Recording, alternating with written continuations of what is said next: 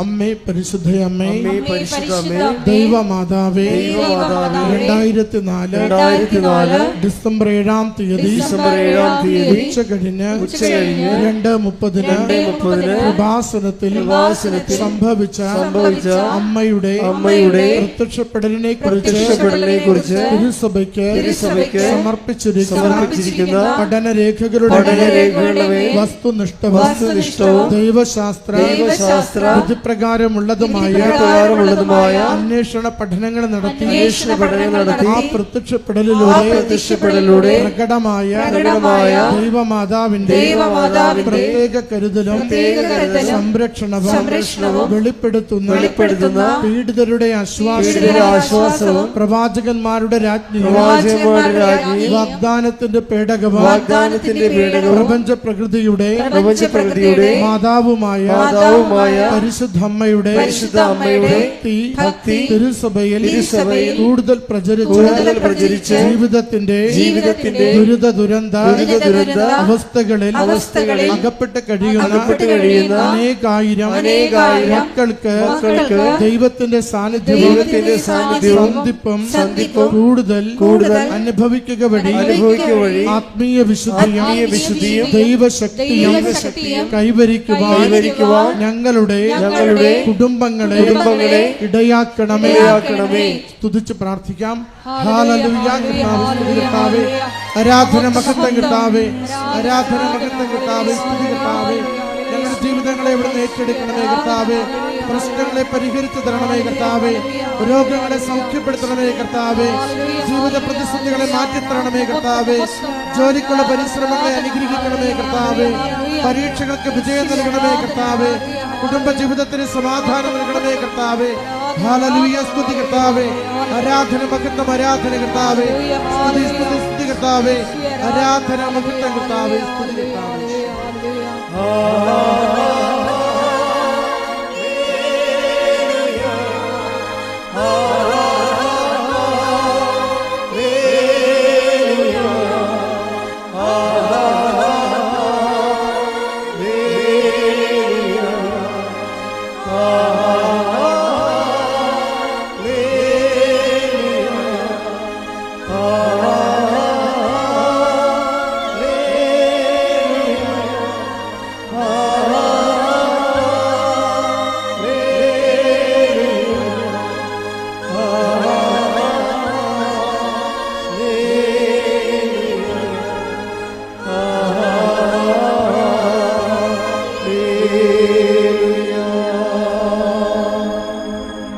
പരിശുദ്ധ പരമദിവ്യകാരുണ്യത്തിന് ആരാധനയും സ്തുതിയും പുകഴ്ചയും ഉണ്ടായിരിക്കട്ടെ. പരിശുദ്ധ പരമദിവ്യകാരുണ്യത്തിന് ആരാധനയും സ്തുതിയും പുകഴ്ചയും ഉണ്ടായിരിക്കട്ടെ.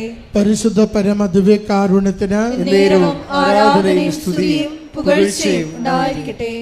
അമ്മേ പരിശുദ്ധയമ്മേ, പരിശുദ്ധമേ, ഭൂസ്വർലോകങ്ങളുടെ രാജ്ഞിയായ അങ്ങയ്ക്ക് ഭൗമ സംരക്ഷണത്തിനായി പ്രപഞ്ച പ്രകൃതിയെ തന്നെ തിരുസഭ പ്രതിഷ്ഠിക്കുവാൻ ഈ പ്രത്യക്ഷീകരണം വഴി ഇടയാക്കണമേ.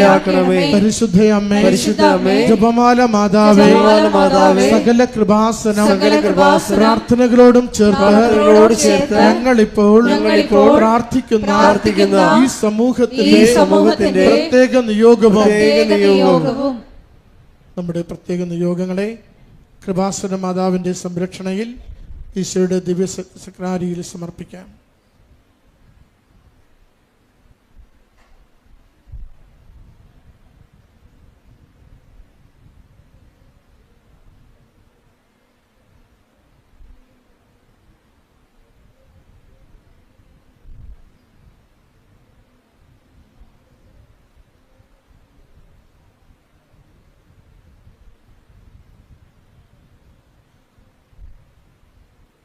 അമ്മയുടെ പ്രത്യക്ഷീകരണത്തിന്റെ ഈ അനുഗ്രഹവേളയിൽ ഞങ്ങൾക്ക് സാധിച്ചു തരുവാൻ കനിയണമേ. ആമേൻ. ഒരുമിച്ച് സ്തുതിച്ച് പ്രാർത്ഥിക്കാം. ഹല്ലേലൂയ. കർത്താവേ, ആരാധന കർത്താവേ, മഹത്വം, സ്തുതി കർത്താവേ, ആരാധന കർത്താവേ. ധ്യാനത്തെ എവിടുന്ന് അനുഗ്രഹിച്ച് പരിപാലിക്കണമേ. സന്ദേശങ്ങളിലൂടെ ഞങ്ങളെ എവിടുന്ന് സഹായിക്കണമേ. സൗഖ്യപ്പെടുന്ന ഞങ്ങളുടെ ജീവിതങ്ങളെ ബലപ്പെടുത്തണമേ. ഞങ്ങളുടെ പ്രശ്നങ്ങൾക്ക് പരിഹാരം നിർദ്ദേശിച്ച് അവിടുത്തെ കരുണയും സ്നേഹവും പ്രകടമാക്കണമേ.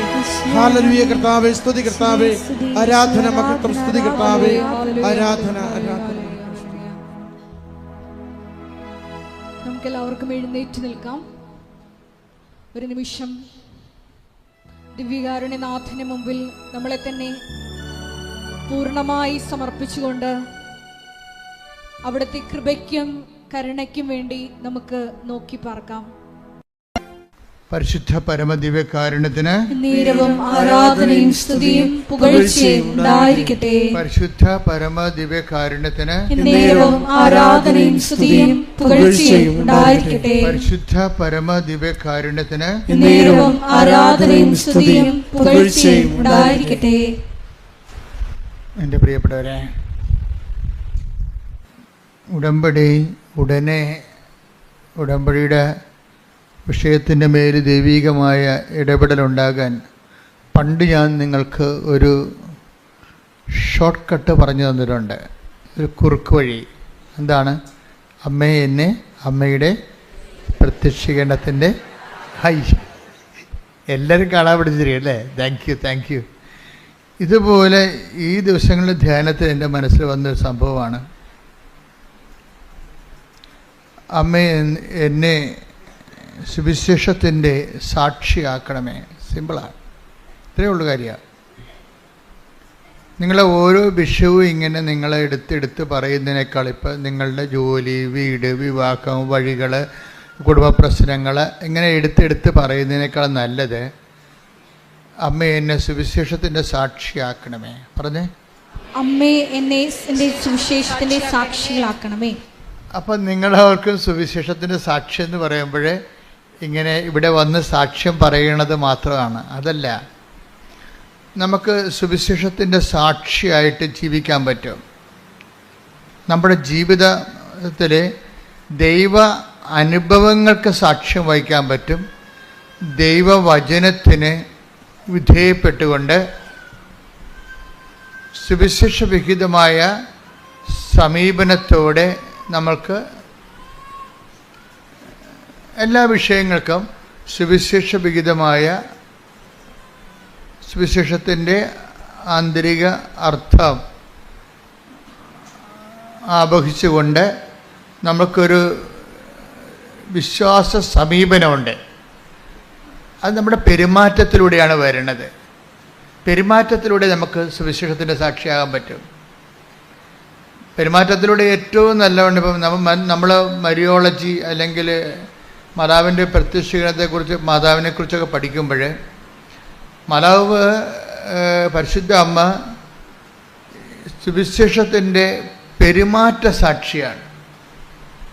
ഈ ദിവസങ്ങളിൽ എന്നെ ഞാൻ ധ്യാനിച്ചൊരു വിഷയമാണ് പെരുമാറ്റ സാക്ഷി. നമ്മൾ പെരുമാറുന്നില്ലേ, പേരിൻ്റെ പെരുമാറ്റം വെച്ചാൽ നമ്മളെ എന്താണ് സെൽഫ് എക്സ്പ്രഷൻ. നമ്മളിപ്പോൾ ജോസഫച്ചൻ്റെ പേരിൻ്റെ മാറ്റം, അത് ദേഷ്യക്കാരനാണെങ്കിൽ ദേഷ്യമാണ് ആ മാറണത് ശരിക്കും ഇല്ലേ? അപ്പം ഞാൻ ഇനി ദേഷ്യമായിട്ട് ഫൈറ്റ് ചെയ്യേണ്ടി വരും സുവിശേഷവിഹിതമായിട്ട്. വല്ല അസൂയ, പരദൂഷണമോ, പകയോ, ചതിയോ, മുൻകോപമോ, കലക്കമോ, ഭിന്നതയോ ആണ് എൻ്റെ പെരുമാറ്റത്തിലുണ്ടെങ്കിൽ അതും പെരുമാറുമ്പോൾ ആ പേരിൻ്റെ കൂടെയുള്ള മാറ്റത്തിൽ അതാണ് വരേണ്ടത്, പ്രതിഫലിക്കുന്നത്. സെൽഫ് എക്സ്പ്രഷൻസ് എന്ന് വരും. പെരുമാറ്റം എന്ന് പറഞ്ഞാൽ അതിനെ വിശ്വാസബന്ധിയായിട്ട് നമ്മളതിനെ തർജ്ജമ ചെയ്താൽ പെരുമാറ്റം ബിഹേവിയറിനേക്കാൾ ഉപരി സെൽഫ് എക്സ്പ്രഷനാണ്. സുവിശേഷം ഒരു സെൽഫ് എക്സ്പ്രഷൻ നമുക്ക് വിഭാവന ചെയ്യുന്നുണ്ട്. സുവിശേഷം സ്വീകരിച്ച ആൾ, സുവിശേഷത്തിൻ്റെ സാക്ഷി, അവരുടെ ഒരു തനത് സെൽഫ് എക്സ്പ്രഷൻസ് ഉണ്ട്. മാതാവിൻ്റെ പരിശുദ്ധ അമ്മയുടെ സെൽഫ് എക്സ്പ്രഷൻ എന്താണ്? മറിയത്തിൻ്റെ മൗനമാണ് അല്ലേ? മറിയം എല്ലാം ഹൃദയത്തിൽ കടുത്ത സംഘർഷാവസ്ഥയിൽ പൊട്ടിത്തെറിക്കാതെ അത് ഹൃദയത്തിൽ take the word of God, അതായത് ലൂക്ക 2:19 2:51 ഈ വചനമുള്ളത്. 2 പ്രാവശ്യമുണ്ട്. ലൂക്ക 2:19. ലൂക്ക 2:19. മറിയമാകട്ടെ ഇവയെല്ലാം ഹൃദയത്തിൽ സംഗ്രഹിച്ച് ഗാഢമായി ചിന്തിച്ചുകൊണ്ടിരുന്നു. നമ്മൾ പ്രതീക്ഷിക്കുന്നതും നമ്മൾ എക്സ്പെക്ട് ചെയ്യണതും നമ്മൾ എക്സ്പെക്ട് ചെയ്യുന്നതിന് ഘടകവിരുദ്ധമായി സംഭവിക്കുക. നമ്മൾ പ്രതീക്ഷിക്കുന്നതിന് ഘടകവിരുദ്ധമായൊരു സംഭവം നടക്കുക. ഇപ്പോൾ 26-ാം തീയതി 2 ലക്ഷം രൂപ തരാമെന്ന് പറഞ്ഞു. അപ്പം നമ്മൾ 27-ാം തീയതി നിങ്ങളുടെ കടക്കാർക്ക് ഡേറ്റ് പറഞ്ഞിരിക്കുകയാണ്. ഇയാൾ പറഞ്ഞതനുസരിച്ചാണ് നമ്മൾ ഡേറ്റ് കൊടുത്തിരിക്കുന്നത്, അല്ലേ? 26-ാം തീയതി നമുക്ക് പൈസ കിട്ടണം. നമ്മൾ 27-ാം തീയതി നമ്മുടെ കടക്കാർക്ക് കൊടുക്കും. അപ്പോൾ 26-ാം തീയതി പൈസ തരാനുള്ള ആൾ, അപ്പോൾ നമ്മൾ വളരെ ക്ലിയറാണ്, സന്തോഷമായിട്ടൊക്കെ ഇരിക്കുകയാണ്. അപ്പോൾ 26-ാം തീയതി ഇയാൾ നമ്മളെ വിളിച്ചിട്ട് പറയണേ, ഡേറ്റ് നിങ്ങൾക്ക് പറഞ്ഞ ആളിനോട് ഡേറ്റ് നീട്ടിത്തരുമോ എന്ന് ചോദിക്കുക. ഇവിടെ എനിക്ക് പൈസ കിട്ടിയിട്ടില്ല. ഇനി ഞാൻ നാട്ടിൽ നിൽക്കാൻ പറ്റത്തില്ല, ആൾക്കാരെന്നെ തല്ലിക്കൊല്ലുമെന്നാണ് നമ്മളെ പൊട്ടിത്തെറിക്കും. അപ്പോൾ നമ്മുടെ ഉടമ്പടിയെല്ലാം പോയി. ഉണ്ടാ ഒറ്റ സംഭവത്തിൽ ഉടമ്പടിയെല്ലാം ഉടഞ്ഞു പോകും. പല ആൾക്കാരെ ഉടമ്പടി ഉടഞ്ഞു പോയിട്ടുണ്ട്. പിന്നെ നിങ്ങൾ കഷ്ണം ഈ കുപ്പിയൊക്കെ പൊട്ടിച്ച് കഴിഞ്ഞാൽ പിന്നെ കഷ്ണം കൊണ്ട് നടക്കത്തില്ലേ?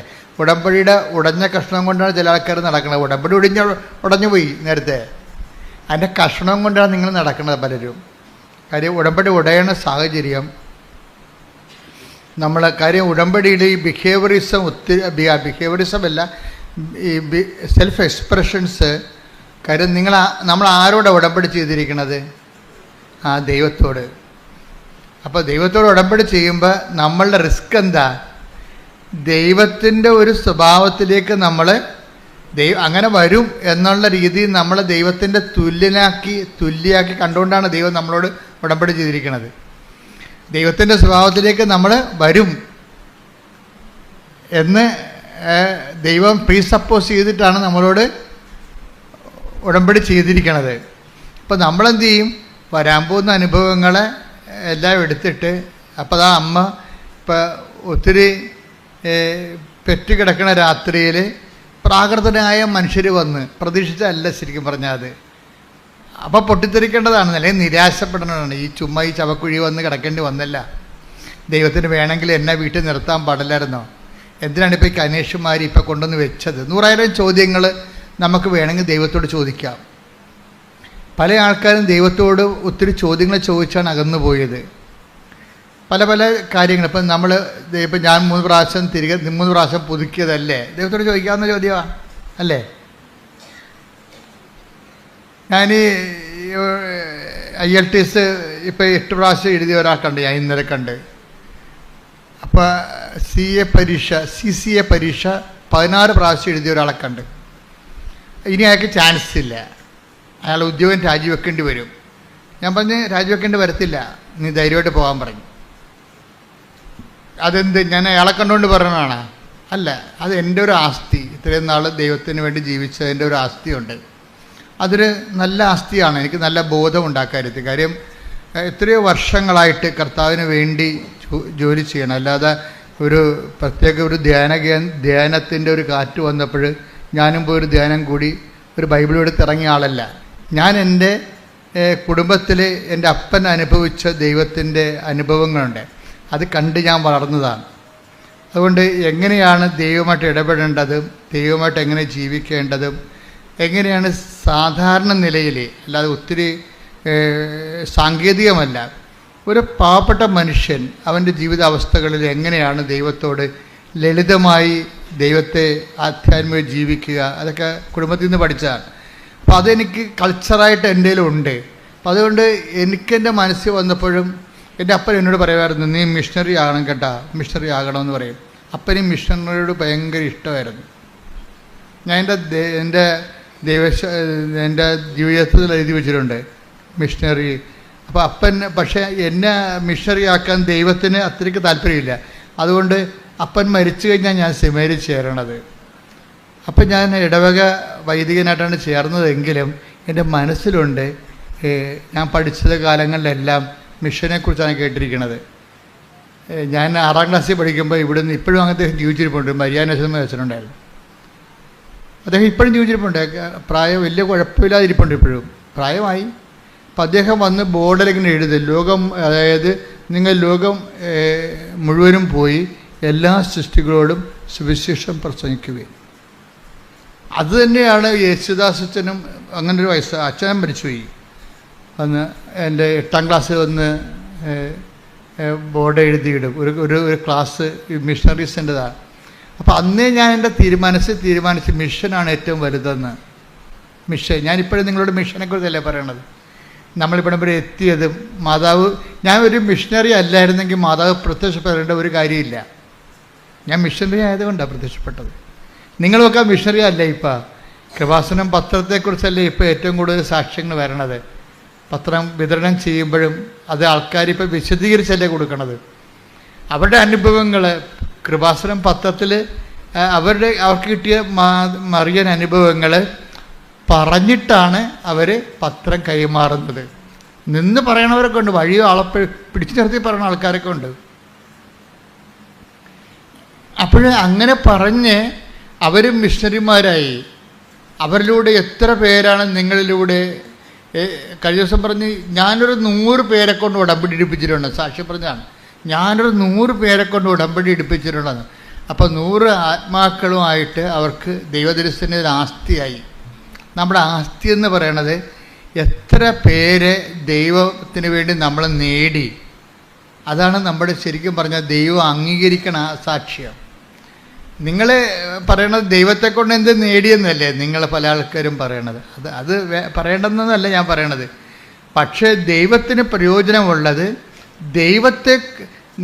എത്ര പേര് ദൈവത്തിന് വേണ്ടി നമ്മൾ നേടിയെന്നാണ്. അത് ഭയങ്കരമായൊരു സംഭവമാണ്. ഇപ്പം ദൈവത്തിന് വേണ്ടി നേടി എങ്കിൽ ഇപ്പം നിങ്ങളുടെ മക്കൾ നിങ്ങൾ പറയണത് അനുസരിക്കണില്ലെന്ന് വിചാരിച്ചോ, നിങ്ങൾ സങ്കടപ്പെടരുത്. കാര്യം പലരും എന്നോട് പറഞ്ഞിട്ടുണ്ട്, എൻ്റെ അമ്മ ജീവിച്ചിരുന്ന കാലത്ത് അമ്മയുമായിട്ട് ഗുസ്തിയായിരുന്നു, പക്ഷേ അമ്മ ചെയ്യണതെല്ലാം ശരിയാണെന്ന് എനിക്കറിയാമായിരുന്നെന്ന്. അതവർ കണ്ണ് നിറഞ്ഞുകൊണ്ടാണ്. അപ്പോൾ നിങ്ങൾ മരിച്ച് 10-12 കൊല്ലം കഴിഞ്ഞിട്ടായിരിക്കും എന്നെപ്പോലുള്ള ആൾക്കാരെ കാണുമ്പോൾ അവർ പറയണത്, അമ്മ ചെയ്യണതെല്ലാം ശരിയാണെന്ന് എനിക്കറിയാമായിരുന്നു, അമ്മ അത്രയ്ക്ക് തങ്കപ്പെട്ട സ്ത്രീയായിരുന്നു. പക്ഷേ നിങ്ങൾ ജീവിച്ചിരിക്കുന്ന കാലത്ത് ഒരിക്കലും നിങ്ങളോട് അവരത് പറയത്തില്ല. നിങ്ങൾ ജീവിക്കുന്ന കാലത്ത് അവർക്ക് താല്പര്യങ്ങൾ വേറെ ആരും നിങ്ങളോട് ഗുസ്തി വെക്കുകയുള്ളൂ. അപ്പോൾ ഗുസ്തി വെക്കുമ്പോഴും എൻ്റെ മകൻ വഴിപിഴച്ച് പോയില്ല എന്നൊന്നും നിങ്ങൾ ചിന്തിക്കരുത്. അവൻ്റെ മനസ്സ് നിങ്ങളുണ്ട്. നന്മകൾ ഒരിക്കലും താനെ കെട്ടുപോകത്തില്ല. അതായത് അവരുടെ മനസ്സ്, നിങ്ങൾ തോറ്റു, എൻ്റെ മകളെ വിശുദ്ധിയിലേക്ക് നയിക്കാൻ ഞാൻ തോറ്റുപോയി എന്ന് നിങ്ങൾ പറയരുത്. കാരണം അവളുടെ പ്രായത്തിൻ്റെത് കൊണ്ടും പിന്നെ കൂട്ടുകാരുടെ സമ്മർദ്ദം കൊണ്ടും പെട്ടെന്ന് ഇങ്ങനെ ഒരു തീരുമാനമൊക്കെ ഉണ്ടായതാൽ നിങ്ങളെ നിഷേധിച്ചല്ലത്, നിങ്ങളുടെ മനസ്സിൽ. അപ്പോഴും നിങ്ങൾ നിങ്ങൾ ചാടിത്തുള്ളി അവിടെ കടുത്തേക്ക് കയറാൻ ഒന്നും പോയിട്ട് കാര്യമില്ല. ശാന്തമായി സൗമ്യമായി പ്രാർത്ഥിക്കുക. ഈ സൗമ്യത എന്ന് പറയുന്നത് ഒരു സാക്ഷ്യമാണ്. എനിക്ക് ഭയങ്കര പാടാണ് സൗമ്യത. ഞാൻ പിന്നെ കുറേ പാടും. കാര്യം ഞാൻ ബേസിക്കായിട്ട് അതിന് ആദ്യം പോലും ഇങ്ങനെ പെട്ടെന്ന് ചൂടാണ് ആളായ കാരണം അതെനിക്കറിയാം. അതുകൊണ്ട് എന്താ സംഭവിക്കണമെന്ന് വെച്ച് കഴിഞ്ഞാൽ എൻ്റെ ചൂട് 2 മിനിറ്റേ നിൽക്കത്തുള്ളൂ.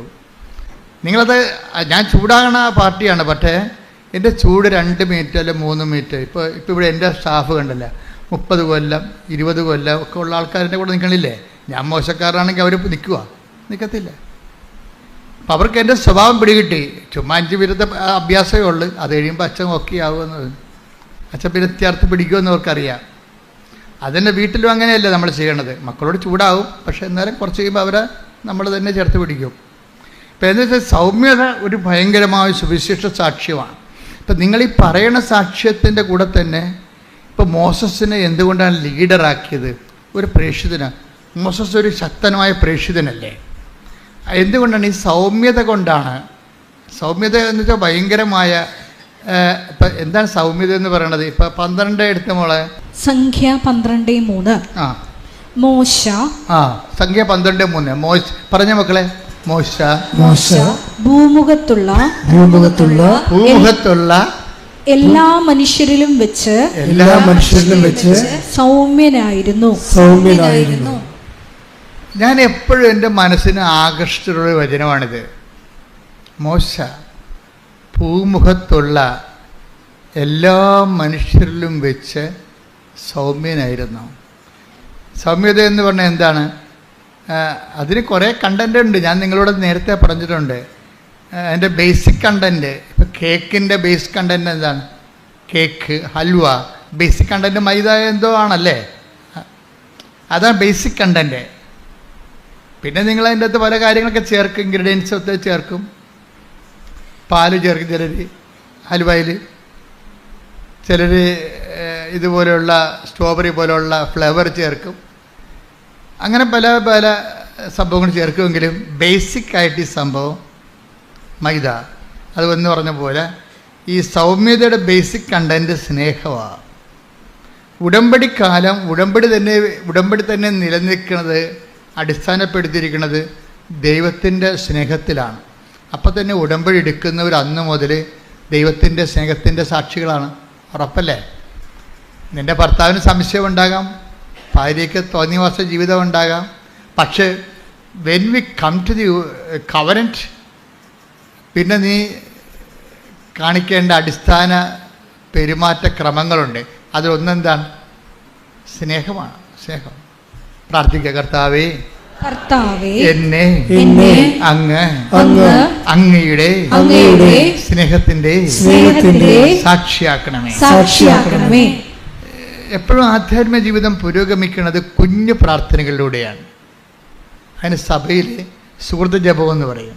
സുഹൃത്ത് ജപം ഇപ്പോൾ ആർക്കും അറിയത്തില്ല. അത് പഴയ വടക്കമാസ പുസ്തകത്തിലുണ്ട് സുഹൃത്ത് ജപമെന്ന്. കുഞ്ഞു പ്രാർത്ഥനകൾ എത്രയും. ഇപ്പോൾ എൻ്റെ അമ്മേ, ഇപ്പം എൻ്റെ അമ്മേ, എൻ്റെ ആശ്രയമേ, അത്രയേ ഉള്ളൂ. വെണ്ണാട് പുണ്യാളൻ്റെ സുഹൃത്ത് ജപം അത്രയേ ഉള്ളൂ. എന്താണ്? എൻ്റെ അമ്മേ, എൻ്റെ ആശ്രയമേ. തീർന്നു. അതിൻ്റെ അകത്ത് അതിനേക്കാൾ വലിയ പ്രാർത്ഥന എന്തുണ്ട്? എൻ്റെ അമ്മേ, എൻ്റെ ആശ്രയമേ. തീർന്നു. ചില സമയത്ത് നമുക്ക് ഒത്തിരി വാക്ക് ഉപയോഗിക്കാൻ പറ്റത്തില്ലേ?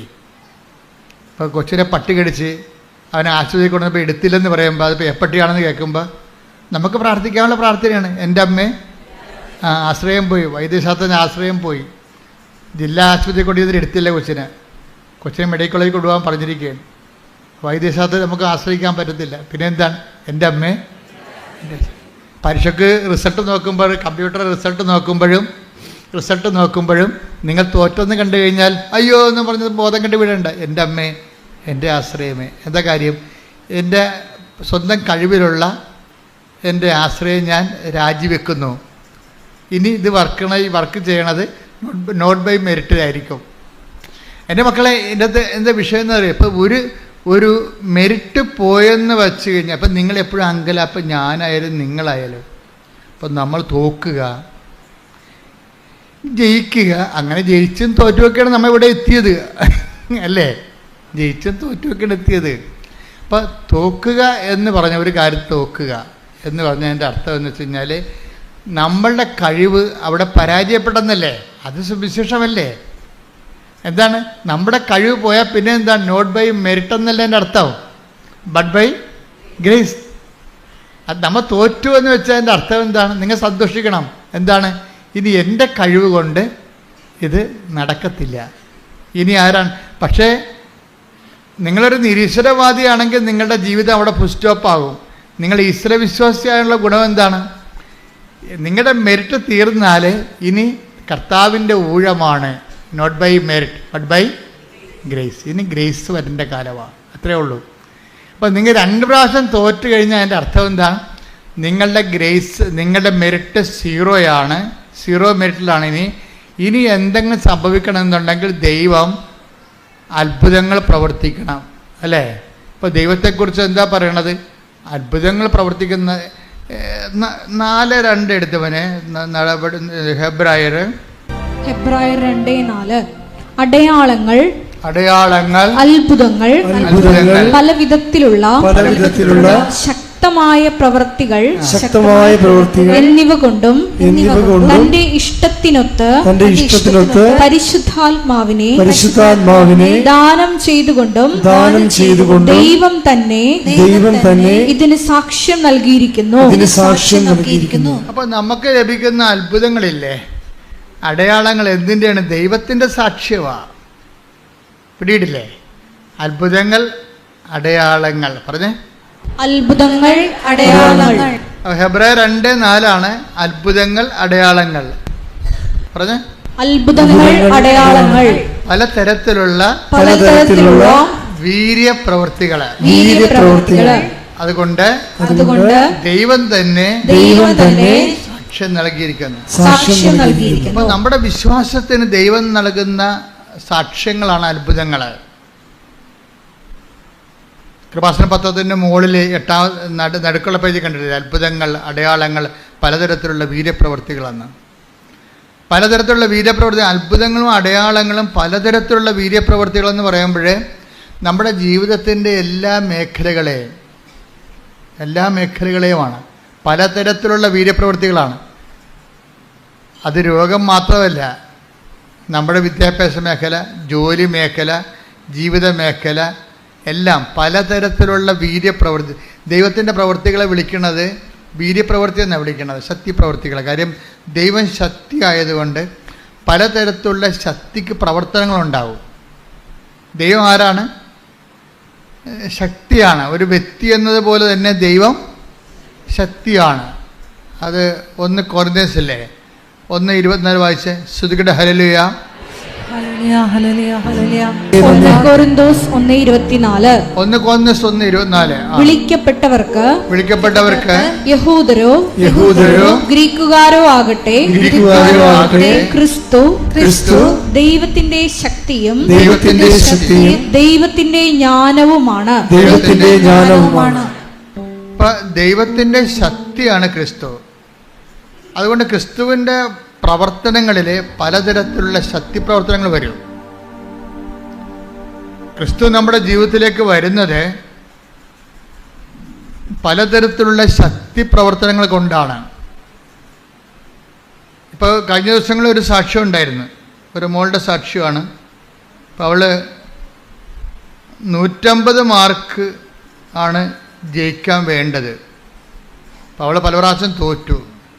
അപ്പോൾ അവളുടെ അമ്മ പറഞ്ഞു, അടുത്ത പരീക്ഷയ്ക്ക് നിനക്ക് കിട്ടാൻ പോണ മാർക്ക് 170. അപ്പോൾ അവൾ പറഞ്ഞ്, ഞാൻ 170 മാർക്കിന് എഴുതിയിട്ടില്ലല്ല. അതല്ലേടി, ഒരു കണക്കുണ്ട്. അമ്മ പ്രത്യക്ഷപ്പെട്ടിട്ട് 20 കൊല്ലമായി. അപ്പം നീ 150 മാർക്കിന് എഴുതിയില്ലേ, അതിൻ്റെ പ്ലസ് ഇവിടെ 20, 170. അത് വിശ്വാസത്തിൻ്റെ കണക്കാണ്. അത് വിശ്വാസത്തിൻ്റെ കണക്കാണ്. അത് നമ്മൾ പറയുന്ന കണക്കല്ല, ബുദ്ധിയുടെ കണക്കല്ലത്. അമ്മയുടെ കണക്കെന്ന് പറയുന്നത് ഹൃദയത്തിൻ്റെ കണക്കാണ്. കണക്ക് 2 തരം ഉണ്ടാവുകയും ബുദ്ധിക്കൊരു കണക്കുണ്ടാകും, റീസൺ എന്ന് പറയും. റീസൺ പോലെ തന്നെ ഡിവൈൻ റീസൺ എന്ന് പറയുന്നത് അതിൻ്റെ സോഴ്സ് ഹാർട്ടാണ്. ഡിവൈൻ റീസണിൻ്റെ സോഴ്സ് തലച്ചോറല്ല, ഹാർട്ടാണ്. അവിടെ പ്രവർത്തിക്കണം. അപ്പം അമ്മ എന്താ പറയണത്? അമ്മ പറഞ്ഞു കൊടുക്കുക, നിനക്കിട്ടിരിക്കണ മാർക്ക്, കിട്ടാൻ പോണ മാർക്ക് 170. അപ്പോൾ ഞാൻ 150 മാർക്കല്ലേ എഴുതിയിട്ടുള്ളൂ, പിന്നെ എങ്ങനെ 170 മാർക്ക്? എന്ത് വട്ടാണ് ഈ പറയണമെന്ന് പറയും. അത് വട്ടാകും, ചിലപ്പം ബുദ്ധി കൊണ്ട് ചിന്തിക്കുന്നവർക്ക് വട്ടാവും. പക്ഷെ അമ്മയ്ക്കൊരു ബുദ്ധിയുണ്ട്. അതെന്താണ്? ദൈവമായിട്ടുള്ള ബന്ധമാണ് അമ്മയുടെ ബുദ്ധി. നമ്മളെ മനസ്സിലായില്ലേ? ദൈവമായിട്ടുള്ള കാര്യം. അമ്മ പ്രത്യക്ഷപ്പെട്ടിട്ട് 20 കൊല്ലമായി. അപ്പം നീ എഴുതിയിരിക്കണം 150 മാർക്കിന്. 150 × 20 70, 170. അതാണ് നിനക്ക് കിട്ടാൻ പോണ മാർക്ക്. അപ്പോൾ മാർക്ക് നോക്കിയപ്പോൾ, മാർക്ക് കിട്ടിയപ്പോൾ 170 കറക്റ്റ്. അതായത് നമ്മൾ വിശ്വസിച്ചു അതിൻ്റെ അകത്ത് കളങ്കമില്ല എന്ന് കണ്ടാൽ ദൈവത്തിന് ആ വിശ്വാസത്തെ ഹോണർ ചെയ്യേണ്ടി വരും. അതാണ് വിശ്വാസത്തിൻ്റെ വിഷയം. നമ്മൾ വിശ്വസിച്ചതിനെ അതിൻ്റെ അകത്ത് കളങ്കമില്ല എന്ന് കണ്ടാൽ വിശ്വാസത്തിലുണ്ടാകുന്ന വിഷയം കളങ്കമാണ്. നമ്മൾ സംശയം എന്ന് പറഞ്ഞാലും വിശ്വാസ കളങ്കം എന്നാണ് അതിൻ്റെ പേര്. വിശ്വാസത്തിൽ സംശയം പാടില്ല, പിന്നെ അത് വിശ്വാസമല്ലല്ലോ. സംശയം ഉണ്ടെങ്കിൽ കളങ്കിത വിശ്വാസം എന്ന് ഞാൻ പറയത്തുള്ളൂ. വിശ്വാസത്തിൽ നിങ്ങൾക്ക് സംശയം ഉണ്ടെങ്കിൽ അതിൻ്റെ അർത്ഥം എന്താണ്? കളങ്കിത വിശ്വാസം. ഇപ്പോൾ ചില ആൾക്കാർ പറയില്ലേ കളങ്കിത പണക്കാരെന്നൊക്കെ പറയത്തില്ലേ? എന്നുവെച്ചാൽ ഗവൺമെൻറ്റിന് കൊടുക്കുന്നത് ദൈവത്തിന് ഗവൺമെൻറ്റിന് കൊടുക്കാതെയൊക്കെ നികുതി വെട്ടിക്കുന്ന ആൾക്കാരുടെ കയ്യിലിരിക്കുന്ന പണമാണ് കളങ്കിത പണം. അപ്പോൾ അതുപോലെ ഓരോ കാര്യം കളങ്കിതം എന്ന് ചേർത്ത് പറയും. അതായത് ഇതുപോലെ വിശ്വാസത്തിൽ സംശയം വന്നാൽ കളങ്കിത വിശ്വാസം എന്ന് പറയും. ഇപ്പം കളങ്കിത വിശ്വാസം അല്ലാതെ ഈ അമ്മയുടെ വിശ്വാസം എന്ന് പറയുന്നത് എൻ്റെ മകൾ രക്ഷപ്പെടാൻ അവൾ പഠിച്ച വിഷയം ഇതാണ്.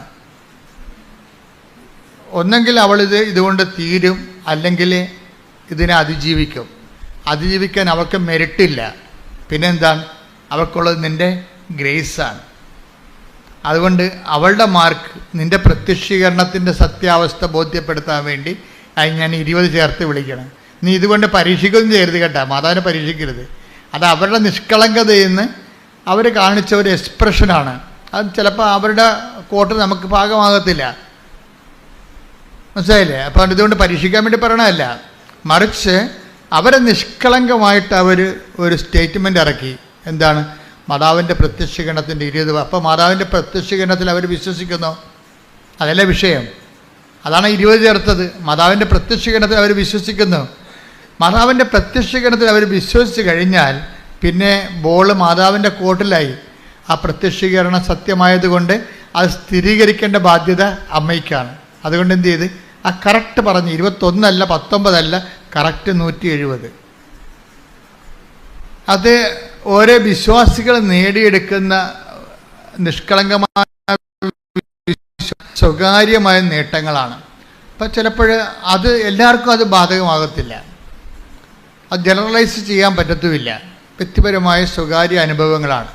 ചില സ്വകാര്യ അനുഭവങ്ങൾ നമുക്ക് ജനറലൈസ് ചെയ്യാൻ പറ്റത്തില്ല.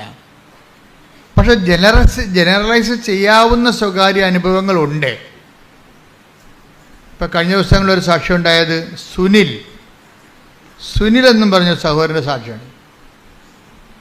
അവർ കല്ലമ്പലം, അതെവിടെയാണ്? തിരുവനന്തപുരം. തിരുവനന്തപുരത്തെ കല്ലമ്പലത്തിൽ നിന്ന് അവരുടെ പേര്, ഭാര്യയുടെ പേര് ബീന, ഭർത്താവിൻ്റെ പേര് സുനിൽ എന്നാണ്. ഇത് ഈ ആഴ്ചയിൽ നല്ല നല്ല ഒത്തിരി സാക്ഷ്യങ്ങൾ ഉണ്ടായിട്ടുണ്ട്. പക്ഷെ എന്നെ ബാധിച്ച സാക്ഷ്യം ഇതാണ്. എന്നെ ബാധിക്കണം എന്നാണ് ഞാൻ പറയണത് എപ്പോഴും. എന്ന് വെച്ച് കഴിഞ്ഞാൽ ഇതൊരു വലിയ ഒരു നമ്മുടെ ബുദ്ധിയൊക്കെ എപ്പോഴും ഇങ്ങനെ ഭ്രമിപ്പിച്ചുകൊണ്ടേയിരിക്കും. സാക്ഷ്യം എന്ന് പറഞ്ഞാൽ ഇതാണ്. ഒരു വീട്ടിൽ ഒരു അജ്ഞാതമായ ജനിതക രോഗം, ഒരേ രോഗം വന്ന് ആ വീട്ടിൽ 5 പേര് മരിച്ചു.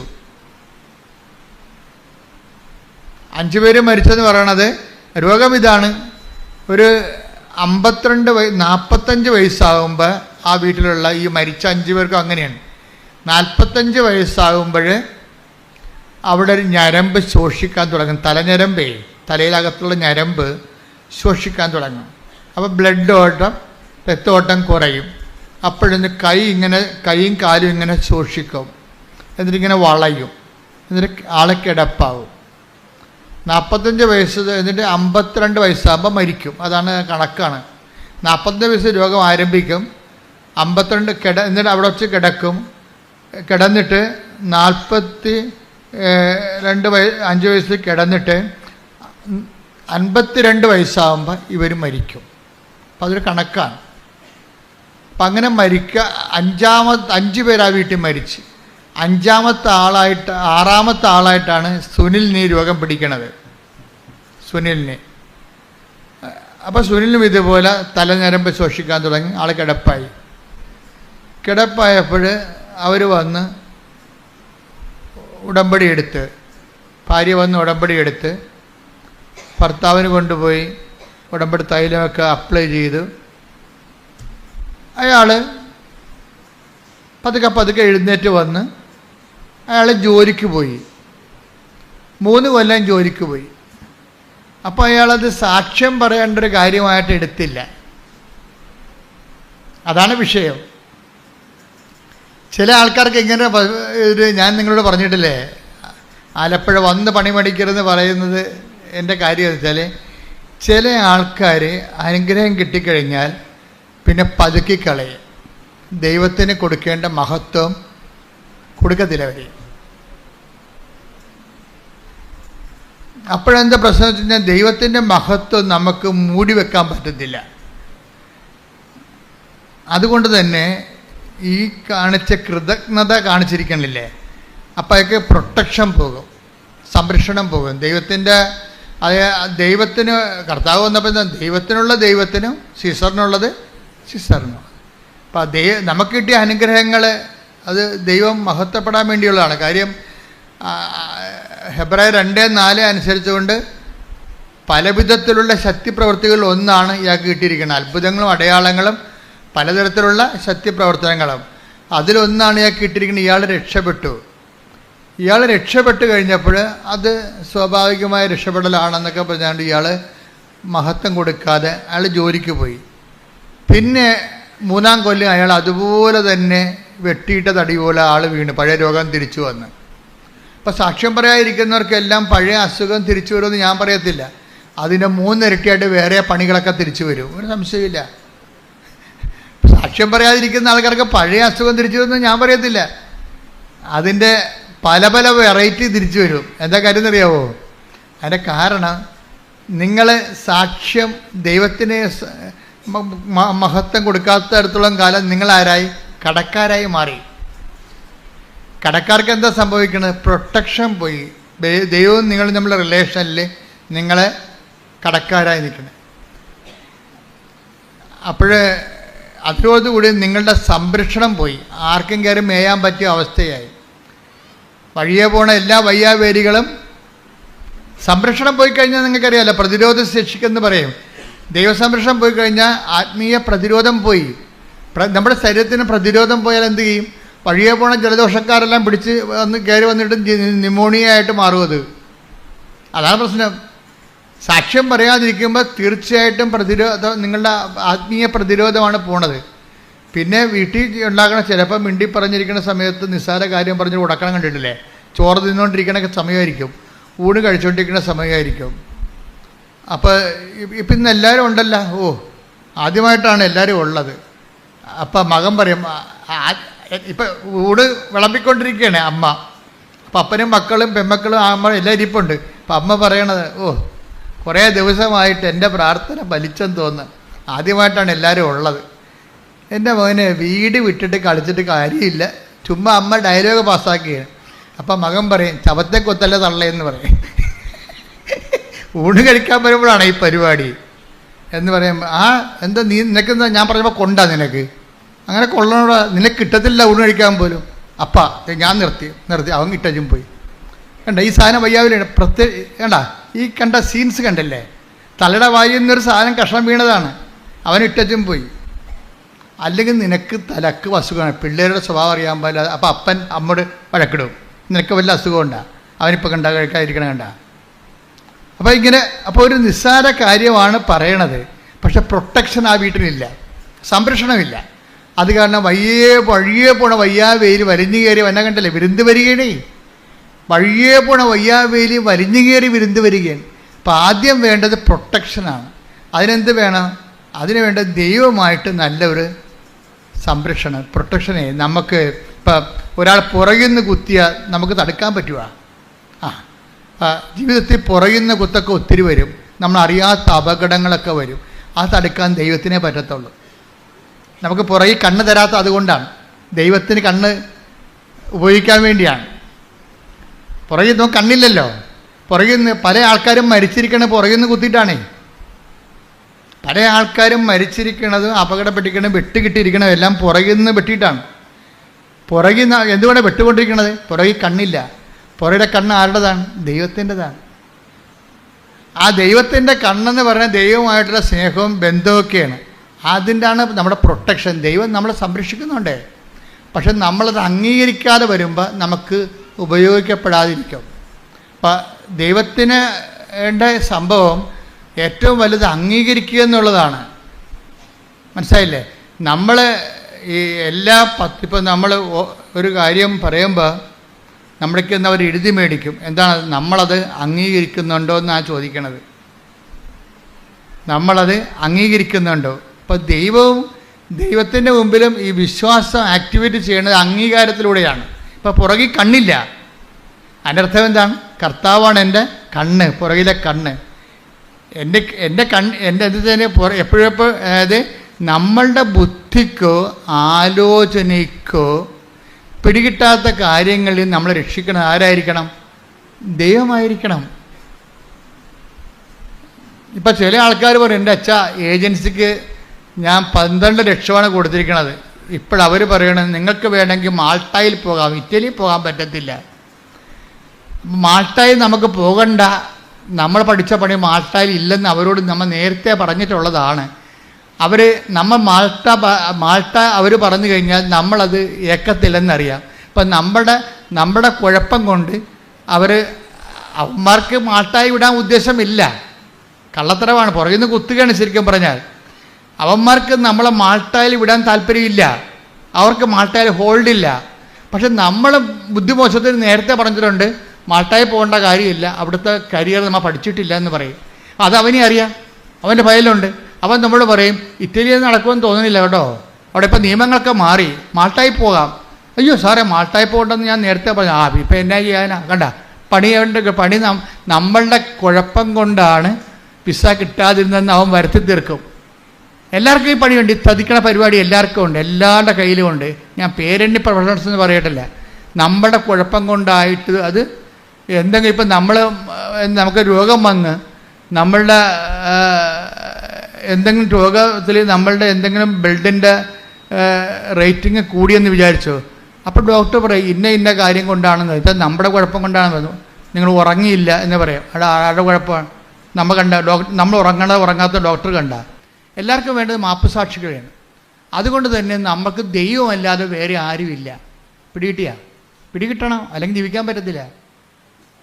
എല്ലാവരും അവിടെ കൈ കഴുകാം. പീലാത്തോസ് എന്ന് പറയുന്ന സംഭവം ഉണ്ടല്ല, ഒരു വല്ലാത്ത കഥാപാത്രമാണ്.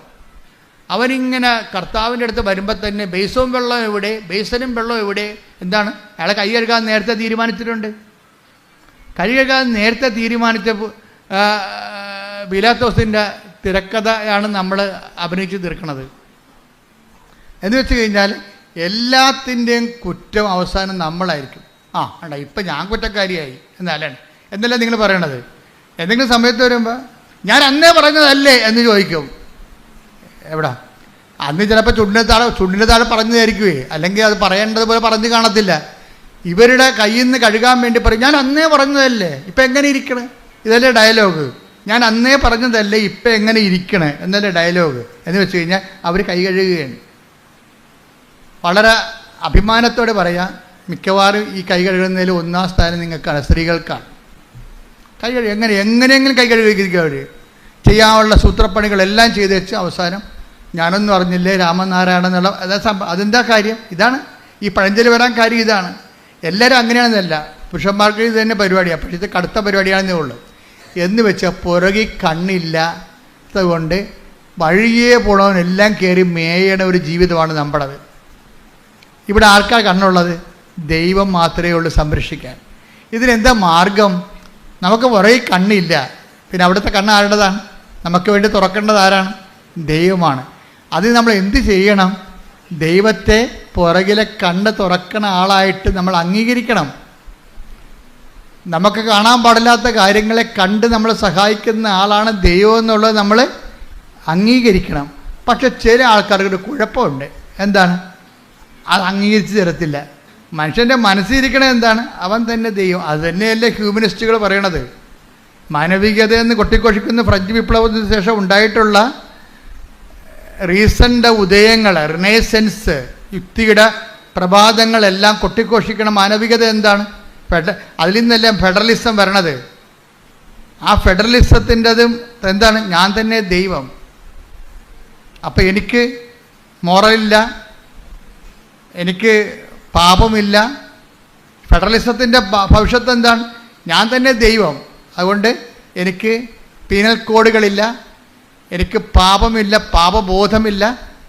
അതൊക്കെ പഴയകാല മതങ്ങളുടേതാണെന്ന് പറഞ്ഞുകൊണ്ട് ചിലരൊക്കെ ടി വി ഇരുന്നുകൊണ്ട് ഭയങ്കര സഞ്ചാര സാഹിത്യം തട്ടിവിടണല്ലേ. ഞാൻ തന്നെ ദൈവം എന്നാണ് അവർ പറയണത്. അതുകൊണ്ട് നിയമങ്ങളൊന്നും അവർക്ക്, പക്ഷെ അവർ പാലിക്കണ നിയമങ്ങളെല്ലാം മതങ്ങളുടെയാണെന്ന് ഓർക്കണം. കാരണം ബേസിക്കായിട്ട് ഇവരെല്ലാം നല്ല മനുഷ്യരാണ്. ആ നല്ല മനുഷ്യരാക്കിയത് ആരാണ്?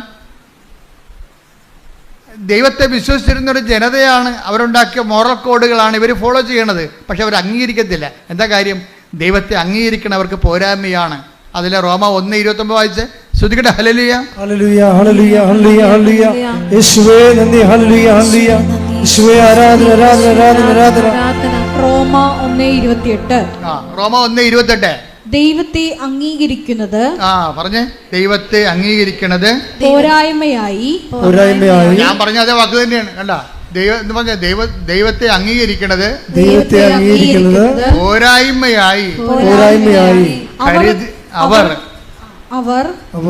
കരുതിയത് നിമിത്തം അധമ വികാരത്തിനും അനുചിത പ്രവൃത്തികൾക്കും ദൈവം അവരെ വിട്ടുകൊടുത്തു. ദൈവത്തെ അംഗീകരിക്കണ പോരായ്മ ഇപ്പൊ പുറകെ കണ്ണില്ല. അതുകൊണ്ട് കർത്താവിൻ്റെ കണ്ണാണ് പ്രവർത്തിക്കേണ്ടത്. നമുക്ക് ചില കാര്യങ്ങൾ കാണാൻ പറ്റത്തില്ല, നമുക്ക് ചതിപ്പെട്ടു പോകും എന്ന് പറയുമ്പോൾ ആ ചതിയിൽ നിന്ന് അത് എല്ലാ തരത്തിലും വേണ്ട. അതിനാണ് കർത്താവ് ഒരു പ്രാർത്ഥന നമുക്ക് പറഞ്ഞു തന്നത്. എന്ത് പ്രാർത്ഥനയാണ് പറഞ്ഞത്? ഞങ്ങളെ പ്രലോഭനത്തിൽ അതാ ഈ പ്രാർത്ഥന, ചതി പ്രാർത്ഥനയാണ്. അതായത് പുറകെ കണ്ണില്ലാത്ത കാരണം വരാൻ പോകുന്ന ചതികളിൽ നിന്ന് ഞങ്ങളെ രക്ഷിക്കണമേ, സംരക്ഷിക്കണമേ. സംരക്ഷണ പ്രാർത്ഥനയാണത്. എന്താണ്? ഞങ്ങളെ പ്രലോഭനത്തിൽ ഉൾപ്പെടുത്തരുത്. ഇപ്പം ചിലർക്ക് മാട്ടായി ഇറ്റലി പോകാൻ വേണ്ടി 30 ലക്ഷം ചോദിക്കുമ്പോൾ ഒരു സ്ഥലത്ത് നിന്ന് പറഞ്ഞ് ചുമ്മാ കള്ളത്തരം, വേറെ 8 ലക്ഷം കിലോ ഞങ്ങൾ നിങ്ങളെ കൊണ്ടുപോകാമെന്ന് പറയുമ്പോൾ അയ്യോ 30 ലക്ഷമാണ് അവന്മാർ ചോദിച്ചത് എന്ന് പറയുമ്പോൾ നമുക്ക് തന്നെ ഭയങ്കര കിട്ടിയ കാശ് തന്നെ, ഇത് പോകരുത്, ഇനി ഒരു സീറ്റ് കൂടിയേ ഉള്ളെന്നൊക്കെ അവർ പറയും നമ്മളോട്. ഇനി ഒരു സീറ്റ് കൂടിയേ ഉള്ളു. നിങ്ങൾ 10 മണിക്ക് വിവരം പറയണം, 11 മണിക്ക് വിളിച്ചാൽ വേറെ ആൾക്കാർ ഇത് കൊണ്ടുപോകുമെന്ന് പറയുമ്പോൾ തന്നെ ഇല്ലാത്ത കാശ് ഉണ്ടാക്കി നമുക്ക് കൊടുക്കും. ചതി തന്നെ കണ്ട, പുറകെ കണ്ണില്ല, സമ്മർദ്ദത്തിന് വഴങ്ങി. അപ്പം നമ്മൾക്ക് ദൈവത്തെ അംഗീകരിക്കണവരാണ് നമ്മളെങ്കിൽ നമുക്ക് പ്രൊട്ടക്ഷൻ ഉണ്ടാവും. ഈ പറ്റിക്കണ കാണ്ടാമൃഗം വരുമ്പോൾ തന്നെ അവനെ കർത്താവ് വഴിമാറ്റി വിടും. എന്താ കാര്യം? നമ്മൾ പറഞ്ഞിട്ടുണ്ട്, പ്രലോഭനത്തിൽ ഉൾപ്പെടുത്തരുതേ. അതാ സമയത്ത് അവനെ നമ്മുടെ മുമ്പിൽ കൊണ്ടുവന്ന് ചാടിക്കരുതേ. അവൻ അവൻ്റെ വഴിക്ക് പോയിക്കോട്ടാ, നമ്മുടെ മുമ്പിൽ കൊണ്ടുവന്ന് ചാടിക്കരുതേ. അത് ഭയങ്കര പ്രാർത്ഥനയാണത്. കർത്താവ് ഒരു പ്രാർത്ഥന ചെല്ലുമ്പോൾ മനുഷ്യൻ്റെ ആധ്യാത്മികതയും അതിൻ്റെ അപാചയങ്ങളും അതിൻ്റെ ചതിക്കുഴികളും എല്ലാം അഡ്രസ്സ് ചെയ്തുകൊണ്ടാണ് ആ പ്രാർത്ഥന വരണത്. കാര്യം എന്താ? എനിക്ക് പുറകിൽ കണ്ണില്ല, ന്യായസമയത്ത് ചതിക്കപ്പെടാൻ സാധ്യതയുണ്ട്. ചതിക്കപ്പെടാതിരിക്കാൻ വേണ്ടി പ്രലോഭനത്തിൽ ഉൾപ്പെടുത്തരുതെന്ന് പ്രാർത്ഥിച്ചാൽ മാത്രം പോരാ. പിന്നെ എന്ത് ചെയ്യണം? ദൈവത്തെ അംഗീകരിക്കുന്നത് പോരായ്മയെ കരുതിയ കൊണ്ടല്ലേ. അപ്പോൾ ആരാണ് ദൈവത്തെ അംഗീകരിക്കണ പോരായ്മയെ കരുതിയ ആരായിരിക്കും ദൈവം? അവൻ തന്നെ ആയിരിക്കും ദൈവം. അവൻ ദൈവമായത് കാരണം വേറെ ഒരു ദൈവത്തിന് ഒരു നാഴിയുടെ അകത്ത് ഒരു നാഴി കടക്കത്തില്ലെന്ന് പറയത്തില്ലേ? ചില 2 അഹങ്കാരികൾ ഒരുമിച്ച് വന്നു കഴിഞ്ഞാൽ പറയും ഒരു നാഴിയുടെ അകത്ത് ഒരു നാഴി കടക്കത്തില്ലെന്ന് പറയും. ഇപ്പം ചില ആൾക്കാരുണ്ട്, ഇപ്പം ചേട്ടനോട് പറയും, എടാ അവനെ അറിയാവിടെ, അവനവിടെ പോയതാണ്, നീ അവനോട് വഴി ചോദിക്കുക. പിന്നെ അവന് വഴി ചോദിക്കുക, പിന്നെ നിങ്ങൾ തള ചോദിച്ചാൽ മതി പറയും. അനിയനോട് വഴി ചോദിക്കാൻ പറയണേ, ഗോവയിൽ പോകാൻ വേണ്ടി ഇൻ്റർവ്യൂവിന് വേണ്ടി ചേട്ടനോട് പറയണം അമ്മ, എടാ അവനെ അറിയാവിടെ, ഇവന്മാർ തമ്മിൽ മിണ്ടാതല്ല, അതുകൊണ്ട് അവനെ അറിയാവിടെ, അവനോട് ചോദിക്കടാ എന്ന് പറയും. അപ്പം ഞാൻ ചേട്ടനല്ലേ, ഞാനിങ്ങനെ അനിയനോട് ചോദിക്കണേ എന്ന് പറഞ്ഞ് ചില കാണ്ടാമൃഗങ്ങൾ അങ്ങനെ ഉണ്ട്. കൊമ്പില്ലാത്ത കാണ്ടാമൃഗങ്ങളുടെ എണ്ണം സമൂഹത്തിൽ കൂടുതലാണേ. ചോദിക്കുന്നത് ഒരു നാഴിയുടെ അകത്ത് വേറെ നാഴി കടക്കത്തില്ല. 2 അഹങ്കാരികളാണ്. എന്നാൽ ചേട്ടൻ അബദ്ധത്തിൽ ചാടാൻ പോണതുകൊണ്ട് ഇവൻ പറഞ്ഞു കൊടുക്കുക, അത് പറഞ്ഞു കൊടുക്കത്തുമില്ല, വഴികളെ പറഞ്ഞു കൊടുക്കത്തില്ല. അവൻ എന്നോട് ചോദിക്കട്ടെ എന്ന് പറഞ്ഞുകൊണ്ടിരിക്കും. ഈ 2 കൽപ്പിറ്റുകളാണ്, 2 തെറ്റുകാരാണ്. അനിയൻ പറയും എനിക്കറിയാവില്ല വഴിയെന്ന്, അവനെ അറിയാവില്ല, അവൻ എന്നോട് ചോദിക്കട്ടെ. ഇനി ഇവൻ അങ്ങോട്ട് പറഞ്ഞു കൊടുത്താൽ നിന്നെ ഒരിക്കലും വിളിച്ചാന്ന് ചോദിക്കും.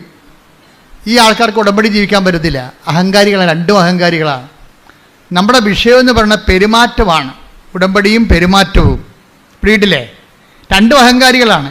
ഈ അഹങ്കാരികൾക്ക് ഒരിക്കലും ഉടമ്പടി വിജയിക്കത്തില്ല. കാര്യം എന്താണ്? അഹം ബ്രഹ്മാസ്മിയാണ് അവർ തന്നെയാണ് ദൈവം. വേറെ ഒരു ദൈവത്തെ അവരംഗീകരിക്കത്തില്ല. അതുകൊണ്ട് നിങ്ങൾ ഉടമ്പടി എടുത്തിട്ടുള്ള ആൾക്കാരെ, ഞാൻ അഹം ബ്രഹ്മാസ്മി എന്നൊക്കെ പറഞ്ഞ ചുമ്മാ പറഞ്ഞ കേട്ടോ, നിങ്ങൾക്ക് മനസ്സിലാക്കാൻ വേണ്ടി പറഞ്ഞതാണ്, ഞാൻ ആരും ആക്ഷേപിച്ചൊന്നുമല്ല.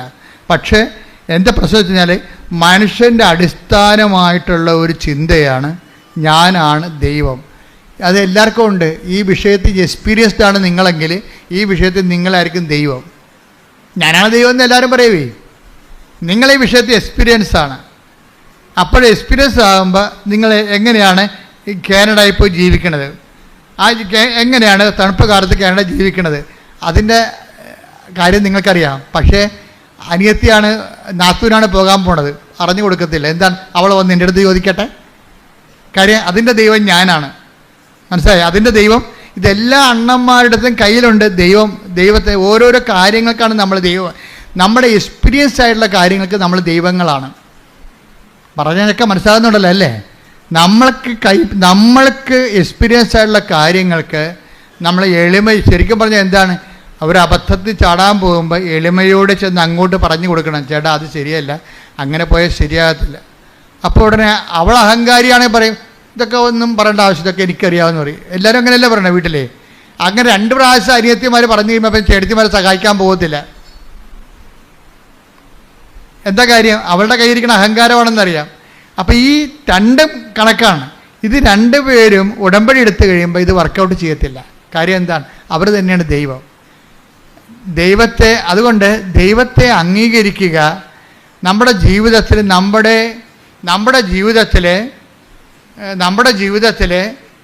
നമ്മളുടെ കൺട്രോളിൽ കിട്ടാത്ത കുറേ കാര്യങ്ങളുണ്ട്. അതുകൊണ്ട് എന്ത് ചെയ്യണം? അത് ദൈവമാണ് അത് കൈകാര്യം ചെയ്യേണ്ടത്. പുറകിൽ നിന്ന് വന്ന കുത്തും വെട്ടുമൊന്നും നമുക്ക് തടുക്കാൻ പറ്റത്തില്ല.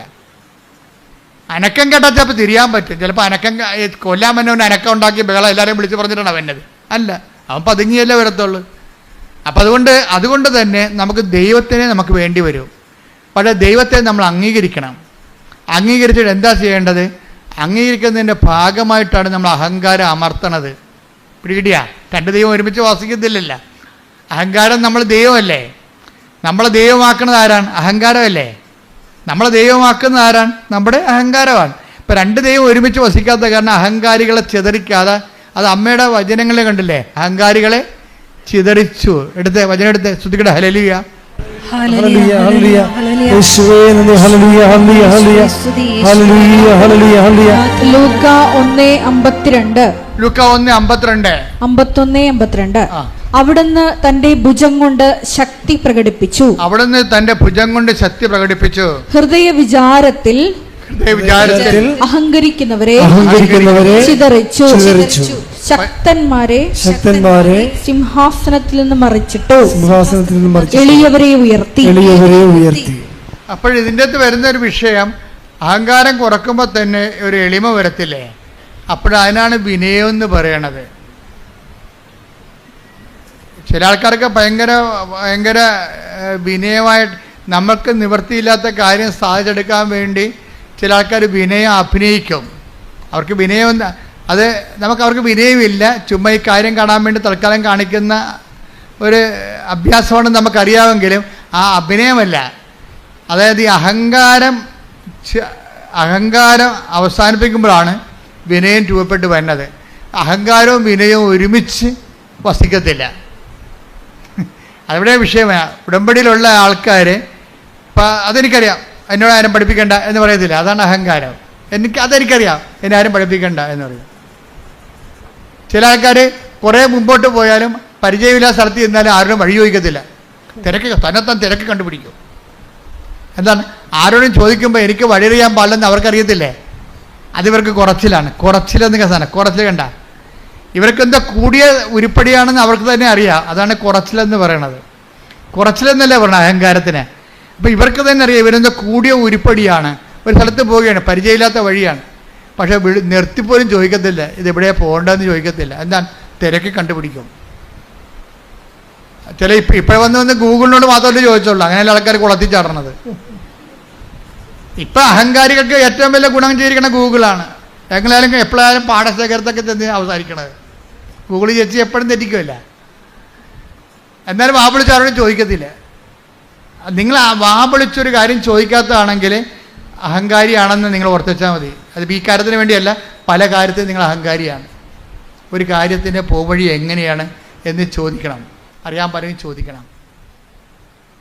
അത് ചോദിക്കുന്നില്ല, അതിന് മോന്തം കയറ്റി ഇരിക്കുകയുള്ളൂ. മറ്റുള്ളവർ ഇങ്ങോട്ട് വന്ന് പറയട്ടെ എന്നൊക്കെ പറയുന്ന സംഭവം ഇവർക്ക് ഉടമ്പടി വർക്കൗട്ട് ചെയ്യത്തില്ല.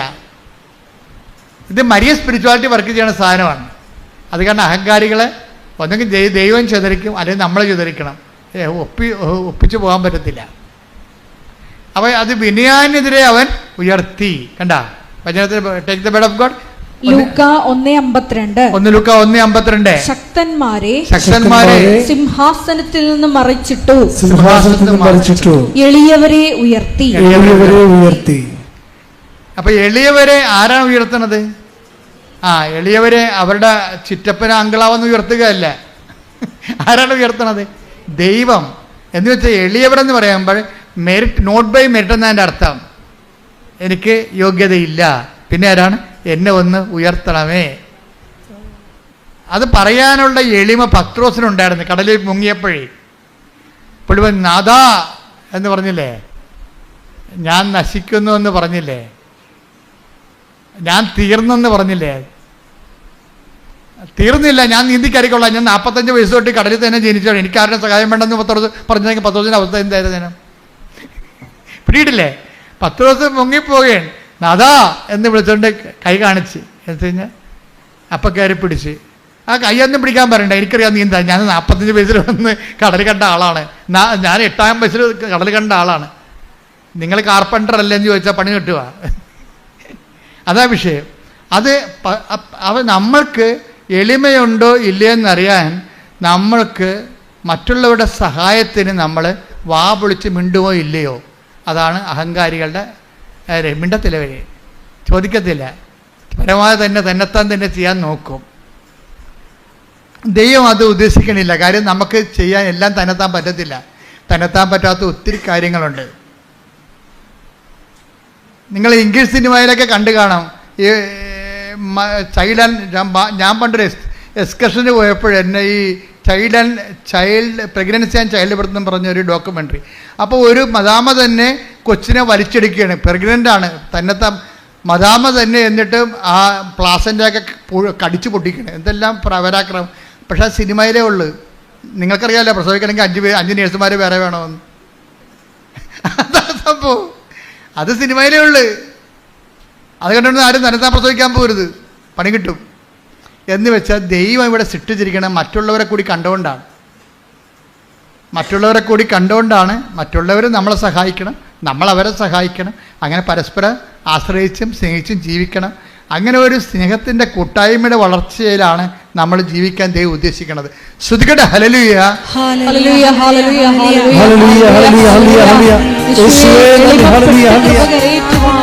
ആരാധനയിലൂടെ ഞങ്ങളെ അഭിഷേകം ചെയ്യണം. പരിശുദ്ധ പരമദിവ്യകാരുണ്യത്തിന് ആരാധനയും സ്തുതിയും പുകഴ്ചയും ഉണ്ടായിരിക്കട്ടെ. നമ്മുടെ സബ്ജക്റ്റ് എന്താണെന്നറിയാമല്ലോ, ഉടമ്പടിയും പെരുമാറ്റവും. പിടിയ അതാ സബ്ജക്റ്റ്. അതിൻ്റെ കണ്ടന്റ് വൈസ് എന്താണ്? എന്തുമാത്രം എളിമ നമുക്ക് ഉണ്ട്. എളിമയുടെ അഹങ്കാരി 2 വിഷയങ്ങളാണ്. അവിടെ മരിയൻ സ്പിരിച്വാലിറ്റി അനുസരിച്ചുകൊണ്ട് അഹങ്കാരികളെ ചിതറിക്കുകയും എളിയവരെ ഉയർത്തുകയും ചെയ്യും. എളിയവരെ ഉയർത്തുക എന്ന് പറയുമ്പോൾ ആ വിനയാന്യത എന്ന് പറഞ്ഞാൽ എന്താണ്? നോട്ട് ബൈ മെറിറ്റ് എന്ന അർത്ഥം. വിനയം തന്നെ എങ്ങനെയാണ്? നമ്മുടെ കഴിവല്ല, നമ്മുടെ യോഗ്യതയല്ല, പിന്നെ അങ്ങയുടെ കൃപ കൊണ്ട്. അതെല്ലാം ഉടമ്പടി വചനങ്ങളാണ്. മരിയ സ്പിരിച്വാലിറ്റി പറയണതെല്ലാം ഉടമ്പടി വചനങ്ങളാണ്. എന്താണ്? അഹങ്കാരികളെ ചിതറിച്ചു എന്നാൽ എൻ്റെ മെറിറ്റ് തീർന്നു. പിന്നെന്താണ്? വിനയാനെതിരെ ഉയർത്തി. ഗ്രേസാണ് പിന്നെ ഉയർത്തണത്, ദൈവമാണ് ഉയർത്തണത്. അല്ല നമ്മുടെ വീട്ടുകാരും നാട്ടുകാരും അല്ല ഉയർത്തണത്, നമ്മുടെ മാർക്കും അല്ല ഉയർത്തുന്നത്, ദൈവമാണ്. കഴിഞ്ഞ ദിവസം ഒരു സാക്ഷ്യം ഉണ്ടായിരുന്നു. ഒരു മോള് B.Ed പരീക്ഷയാണ്. അപ്പോൾ അവളുടെ വൈവ എന്തോ പരിപാടിയാണ്. അപ്പോൾ അവൾ തോറ്റ് ഭയങ്കര പ്രയാസപ്പെട്ട് ഒക്കെ പഠിച്ചിട്ട് തലയ്ക്കാറില്ല. അവർ റിലേ പോകണം. പഠിക്കുന്തോറും റിലേ പോകും. റിലേ പോയാൽ കിളി പോയെന്ന് ആൾക്കാർ പറയത്തില്ല, അതുപോലെ പണ്ട് റിലേ പോയെന്ന് പറയും, ഇപ്പം കിളി പോയെന്നാണ് പറയണത്. അപ്പോൾ അങ്ങനെ പോയിട്ട് ഒരു പിടിയും കിട്ടണില്ല. ഇവളെ വൈവയൊക്കെ വന്നിരിക്കുമ്പോൾ ഈ വൈവ അവൾ ഉടമ്പടി എടുത്തിട്ടുണ്ട്. മാതാവ് മാത്രമേ ഒരു ആശ്രയമുള്ളൂ, അവൾക്ക് സ്വന്തമായിട്ട് ആശ്രയമില്ല. പഠിച്ചതൊന്നും ഓർക്കണില്ല. അവളുടെ റിലേ പോയി. അപ്പോൾ മെറിറ്റ് റിലേ പോയെന്ന അർത്ഥം, കിളി പോയെന്ന അർത്ഥം എന്താ? മെറിറ്റ് പോയെന്ന അർത്ഥം. ഉടമ്പടി ഭാഷയിൽ എന്താണ്? അവൾ പഠിച്ചു, പക്ഷെ അവളുടെ തല നിൽക്കണില്ല, റിലേ പോയി. അപ്പോൾ മാതാവേ നീയേ ഉള്ളു കേട്ടാ. അപ്പോൾ അമ്മയും പറയും നീ ചെല്ലടി മോളെ, മാതാവ് ഉണ്ടാകും കൂടാ എന്ന് പറയും. അപ്പോൾ ഇവൾ ചെല്ലുമ്പോൾ തന്നെ വഴിവാക്കിയിരിക്കണ മാഷ് പേടിച്ചും വിറച്ചൊക്കെ തന്നെ ചെല്ലണത്. മാഷ് ഇവിടെ കണ്ടു പറയും നീ ഇത്രയും പേടിക്കേണ്ട കാര്യമൊന്നുമില്ല, നീ കൃപാസനത്തിൽ പോയി ഒരു ഉടമ്പടി എടുക്കുമെന്ന് പറയും. ആര്?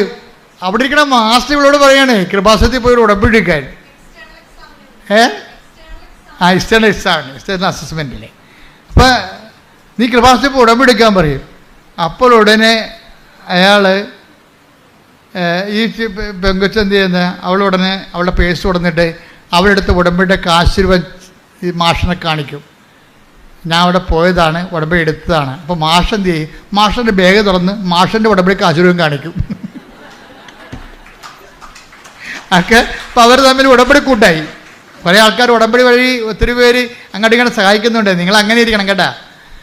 അതുകൊണ്ടാണ് ഉടമ്പടി നിങ്ങളുടെ കഴുത്തെ കെട്ടി തന്നിരിക്കുന്നത്. അങ്ങോട്ടും ഇങ്ങനെ കണ്ടാൽ മനസ്സിലാക്കണം. അതാണ് ഒരു കാരണം. സഹായിക്കാൻ പറ്റുന്നവരാണെങ്കിൽ അങ്ങോട്ടും ഇങ്ങോട്ടും സഹായിക്കണം, അതാണ് വിഷയം. അപ്പം അതുകൊണ്ട് മാഷ് പറഞ്ഞ് നിനക്ക് സപ്ലി തരത്തില്ല, നീ പോയി രണ്ടാമത് ട്രൈ ചെയ്യാൻ പറയും. അവൾ കമ്പ്യൂട്ടർ ട്രൈ ചെയ്തുകൊണ്ടിരിക്കുകയാണ്. 3/4 മണിക്കൂർ എടുത്തപ്പോൾ അവൾ ചെയ്തതിൻ്റെ അകത്തൊരു മിസ്റ്റേക്ക് ഉണ്ടായി. ഒരു ഹാഷ്, ഒരു സ്പേസ് എക്സ്ട്രാ കിടപ്പുണ്ട്. അവൾ 3/4 മണിക്കൂർ കൊണ്ട് നോക്കിയപ്പോൾ മാതാവ് കാണിച്ചു കൊടുത്ത് ഈ സ്പേസാണ് ഈ പ്രശ്നം ഉണ്ടാക്കിയിരിക്കുന്നത്. ആ സ്പേസ് അവൾ കമ്പ്യൂട്ടറെ കളഞ്ഞു കഴിഞ്ഞപ്പോൾ മൊത്തം മാർക്ക് അവൾ ജയിച്ചു പരീക്ഷയ്ക്ക്. അപ്പം അമ്മ സഹായിക്കുന്ന രീതി കണ്ട. ഏത് പരീക്ഷ ഹോളിലായാലും അമ്മയുടെ ആളെ വെച്ചിട്ട് നിന്നെ ഗൈഡ് ചെയ്യും. അപ്പോൾ നിനക്ക് പുറകെ കണ്ണില്ലെങ്കിലും അമ്മയുടെ കണ്ണവിടെ വർക്ക് ചെയ്യുന്നുണ്ട്, നിന്റെ കൂടെ സഞ്ചരിക്കുന്നുണ്ട്. ഏത് പരീക്ഷാ ഹോളിലും പ്രാർത്ഥിക്കുക, കർത്താവായ ദൈവമേ, ഈ ദൈവസ്നേഹത്തിന്റെ സ്വർഗീയ കൂട്ടായ്മയിലെ അതിന്റെ ഭാഗമാകാൻ കഴിയുന്നത് ദൈവകൃപയായി ഞാൻ തിരിച്ചറിഞ്ഞുകൊണ്ട് ഞാൻ അങ്ങയുടെ കാരുണ്യത്തെ മഹത്വപ്പെടുത്തുന്നു. ഈ അരൂപി നിലനിൽക്കുവാൻ അഭിഷേകം നൽകണമേ.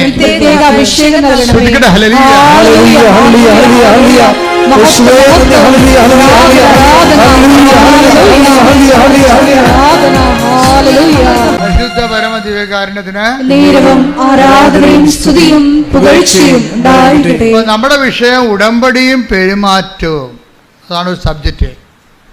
അതിലൂടെയാണ് അങ്ങനെ വരുമ്പോൾ ദൈവം ഏത് സമയത്ത് വേണമെങ്കിലും നമുക്ക് ദൈവത്തിന് നമ്മുടെ മെരിട്ട് പോകുന്ന എല്ലാ ഇടങ്ങളിലും ഗ്രേസ് വർക്ക് ചെയ്യുന്ന രീതി അതാണ്. ഇപ്പോൾ ഇവർക്ക് ഗ്രേസ് വർക്ക് ചെയ്ത് കണ്ടില്ലേ? ഇതുപോലെ തന്നെയാണ് നമ്മുടെ സുനിലിൻ്റെയും ബീനയുടെയും കഥ പറഞ്ഞില്ലേ? ഇപ്പോൾ സുനിലും എന്താ വീണ്ടും കിടപ്പായി, പുള്ളി സാക്ഷ്യം പറഞ്ഞില്ല, ദൈവത്തിൻ്റെ പ്രൊട്ടക്ഷൻ പോയി, സംരക്ഷണം പോയി. സാക്ഷ്യം പറഞ്ഞാൽ എന്ത് പറ്റും? സംരക്ഷണം പോകും. അപ്പോൾ പുള്ളി വീണ്ടും തലച്ചോറ് ശോഷിച്ച് വീണ്ടും കിടപ്പായി. പിന്നെ അടുത്ത പരിപാടി എന്താണ്? 42 വയസ്സ് 52 വയസ്സാകുമ്പോൾ മരിക്കും. അതാണ് കണക്ക്. 5 പേര് അങ്ങനെ 5 പേരെ ഒരു വീട്ടിൽ മരിച്ചിരിക്കുന്ന സെയിം രോഗമാണ്. ഇപ്പോൾ 2 പേര് കിടപ്പുണ്ട് മരിക്കാൻ വേറെ. ഈ സുനിൻ്റെ വീട്ടിൽ 2 പേര് കിടപ്പുണ്ട്, വേറെ കിടപ്പുണ്ട്. ഇയാളെ 3ാമത്തെ ആളാണ് ആ കുടുംബത്തിൽ ഇപ്പം കിടക്കണത്. ഇയാളെ എഴുന്നേറ്റിട്ട് പിന്നെയും കിടക്കുകയും. ഇത് ഒരുമാതിരി സംഭവമല്ല ശരിക്കും പറഞ്ഞാൽ അത്ഭുതമായ ഒരു സംഭവമാണ്. അപ്പോൾ ആദ്യം ഇവർക്ക് അനുഭവം കിട്ടിയല്ല. എന്താ കാര്യം? പണ്ടിതുപോലെ കിടന്നു പോയിട്ട് കൃപാസനം അമ്മ രക്ഷപ്പെടുത്തിയതല്ലേ. പക്ഷേ ഇവരെന്ത് ചെയ്ത്? സാക്ഷ്യം പറഞ്ഞില്ല. അത് കാരണം സംഭവം തിരിച്ചു വന്നു. അപ്പോൾ ബീനയ്ക്ക് കാര്യം മനസ്സിലായി. ബീന വന്നിട്ട് വീണ്ടും ഉടമ്പടി എടുത്തിട്ട് കൊണ്ടുപോയി ഭർത്താവ് കിടപ്പാണല്ലോ, ഭർത്താവിൻ്റെ കാലിൽ വെള്ളയിൽ നെറുകയിലുമൊക്കെ ഉടമ്പടി തൈലം വിശ്വാസ പ്രമാണം ചൊല്ലി പുരട്ടി ഒരു ദിവസം കഴിഞ്ഞപ്പോൾ ബീന നോക്കി നിൽക്കുമ്പോൾ ഭർത്താവിൻ്റെ മുറിയിൽ നിന്ന് ഒരു നീല വെളിച്ചം ഇങ്ങനെ ഉരുണ്ട് വന്ന് ഫ്രണ്ടിലെ വാതിലെ കൂടി പുറത്തേക്ക് പോണ്. അപ്പോൾ ഇവൾ പൊളിച്ച് ഇതെന്ത് പരിപാടിയെന്ന്. ഇവൾ ഓടി മുറിയിലോട്ട് വന്നപ്പോൾ ഉണ്ട് ഭർത്താവ് നടന്നു തന്നെ.